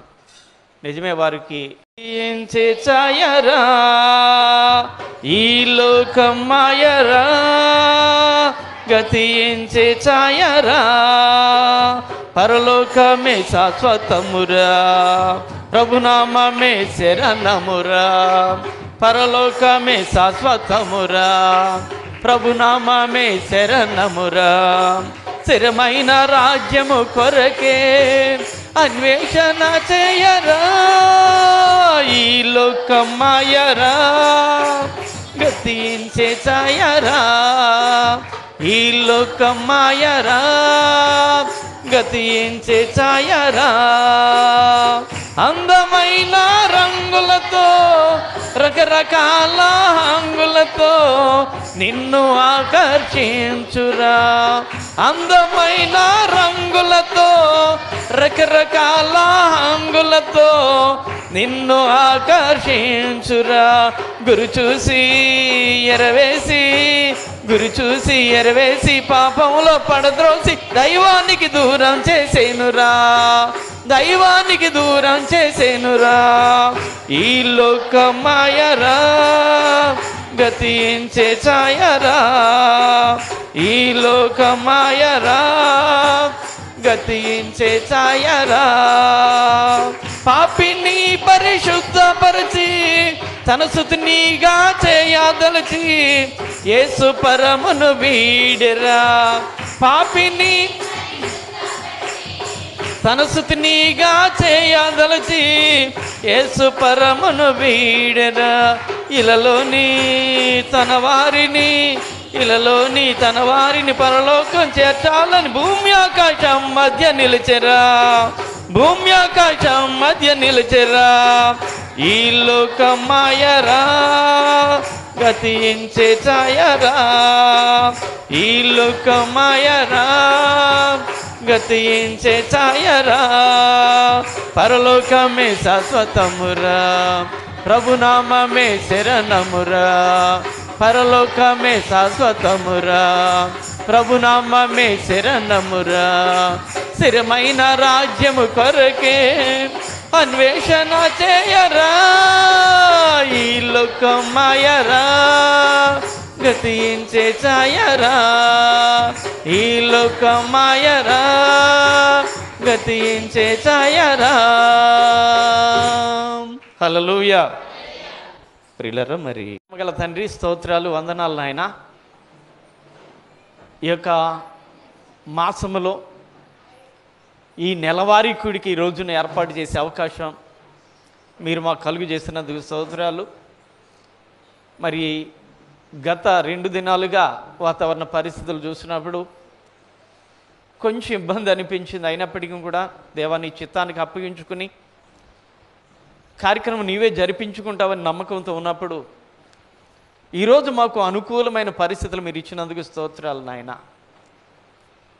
ఈరోజు నాయన మేము పిలిచిన విధానాన్ని బట్టి మమ్మల్ని ప్రేమించి నీ దాసులు మా యొక్క యూపీఎఫ్ ప్రెసిడెంట్ గారు ఎలీషా గారు వారు అనేక చోట్ల వాడబడుతూ ఉన్నారు. ప్రస్తుతం ఉపవాస దీక్షలో వారు ఉంటూ ఉన్నారు.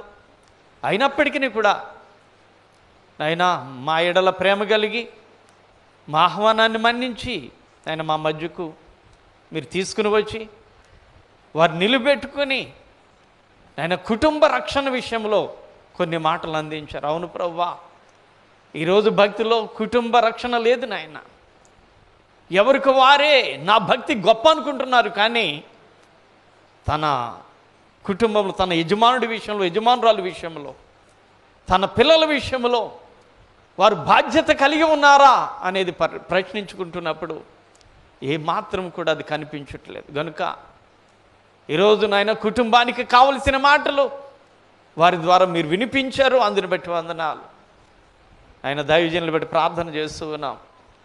వారికి ఇచ్చిన పరిచర్యను బట్టి, వారికి ఇచ్చిన కుటుంబాన్ని బట్టి నాయనా నీకే కృతజ్ఞతాస్తుతులు తెలుసు. మరింతగా వారిని బలపరచండి. వారు వెళ్ళిన ప్రతి చోట ఆత్మలు కదిలింపబడాలి నాయన. వారు అందిస్తున్న మాటలు బట్టి అనేకులు నాయన నీ యొక్క సన్నిధికి వచ్చినట్లుగా మీరే వారిని తీర్చిదిద్దండి. ఇది మా మధ్యకు వచ్చిన 3వసారి ప్రభు. ఇంకా అనేక పర్యాయాలు వారు రాదలిచి ఉండరు నాయన. తగినట్లుగా సకాలమునకు వారు రావడానికి కృప చూపండి. మరింతగా వారిని, వారి కుటుంబాన్ని, వారి పరిచయని బలపరిచి నడిపించండి. వారితో వచ్చిన మరొక దైవజనుడిని బట్టి ప్రార్థన చేస్తున్నాను. వారికి సహకారంగా ఉంటూ ఉండగా వారిని కూడా దీవించి, వారి కుటుంబాన్ని, వారి పరిచయాన్ని కూడా దీవించి బలపరచండి. ఈరోజు నైనా మరి ఇక జనులకు ఈ మీటింగ్ సందర్భముగా భోజనాలు ఏర్పాటు చేసిన సోదరుడు జోసెఫ్ను బట్టి, అలాగే నాయన మాదాసు యేసును బట్టి, సిద్ధపతులు యేసును బట్టి, కుమారరాజాను బట్టి, ఆనందరావును బట్టి, వారి కుటుంబాలను బట్టి ప్రార్థన చేస్తూ ఉన్నాను. కుటుంబాలను దీవించండి. దాసరి మార్తం వారి కుటుంబాన్ని కూడా దీవించండి ప్రభువా. కుటుంబంలో కావాల్సిన ఇవులన్నీ సిద్ధపరచండి. మరికొంతమంది నాయన ప్రత్యేక కానుకలు ఇచ్చి ఉన్నారు తండ్రి. వారి వారి కుటుంబాలు కూడా దీవించమని అడుగుతూ ఉన్నాను. ఇప్పుడు చందా కానుకలు ఇచ్చిన వారందరినీ కూడా దీవించండి. ఇవి సువార్త పనిలో ఉపయోగించే అవకాశమును దయచేయమని ప్రార్థన చేస్తూ ఉన్నాం. ఈ కార్యక్రమాన్ని ముగించుకుని వెళుతూ ఉన్నాం. ఆయన మా సంఘ నాయకులను బట్టి, పెద్దలను బట్టి ప్రార్థన చేస్తూ ఉండగా మరింతగా సంఘంలో ఏ కార్యక్రమం జరిగినప్పటికీ కూడా వారి ప్రోత్సాహం అందడానికి, వారు తగినట్లుగా పాలు పంపులు పొందుకొని సంఘ పరిచర్యను ఇంకను బలముగా కొనసాగించడానికి వారిని కూడా పురుకొల్పి బలపరిచి నడిపించమని అడుగుతూ, నీ చిత్తమైతే ప్రభు మేము మరొక పర్యాయం కలుసుకునే అవకాశం మాకు ఇవ్వండి. ఇటు సీతారాంపురం నుండి వచ్చిన సంఘ బిడ్డలను, అటు నిడమరం నుండి వచ్చిన సంఘ బిడ్డలను దీవించండి. ఆటోలను ఏర్పాటు చేసిన వారిని జ్ఞాపకం చేసుకునండి. ఆ వాహనాలకి నాయన మీరే భద్రతను కలిగించేయండి. వాటిని బట్టి కుటుంబాలు పోషించుకొని బలపరచబడే అవకాశం వారికి దయచేయండి. మమ్మల్ని అందరినీ కూడా దీవించి దీవులతో పంపించమని రక్షకుడు ప్రభువైన యేసు దయగలిగిన నామములో ప్రార్థించి వేడుకొనుచున్నాము పరమ తండ్రి. ఆమేన్. పరలోకమందున్న మా తండ్రి, నీ నామం పరిశుద్ధపరచబడుగాక, నీ రాజ్యం వచ్చునుగాక, నీ చిత్తం పరలోకమందు నెరవేరుతున్నట్టు భూమి అందు నెరవేరుగా. మమ్మల్ని శోధనలోని తాకిడి నుండి తప్పించము. రాజ్యము, శక్తి, మహిమ నిరంతరము నీవై ఉన్నావు తండ్రి. పరమ తండ్రి అయిన దేవుని కృప, రక్షకుడైన యేసుక్రీస్తు ప్రభువారి యొక్క దయ, ఆదరణకర్తకు పరిశుద్ధాత్మని యొక్క సహవాసము ఈ ప్రత్యేకమైన కూడికలో పాల్గొనిన మీకు, మీ కుటుంబాలకు, ఈరోజు వచ్చిన మనందరికీ చక్కని ప్రేమ విందును ఏర్పాటు చేసిన కుటుంబీకులకు, దైవజనుని కుటుంబాలకు, సంఘ పెద్దలకు, విశ్వాసులకు, గ్రామానికి ప్రాంతములో ఉంటున్న ప్రతి ఒక్కరికి నా దేవుని కృప తోడుగా ఉండునుగాక. ఆమేన్. అందరికి వందనాలు. అందరికి వందనాలమ్మా.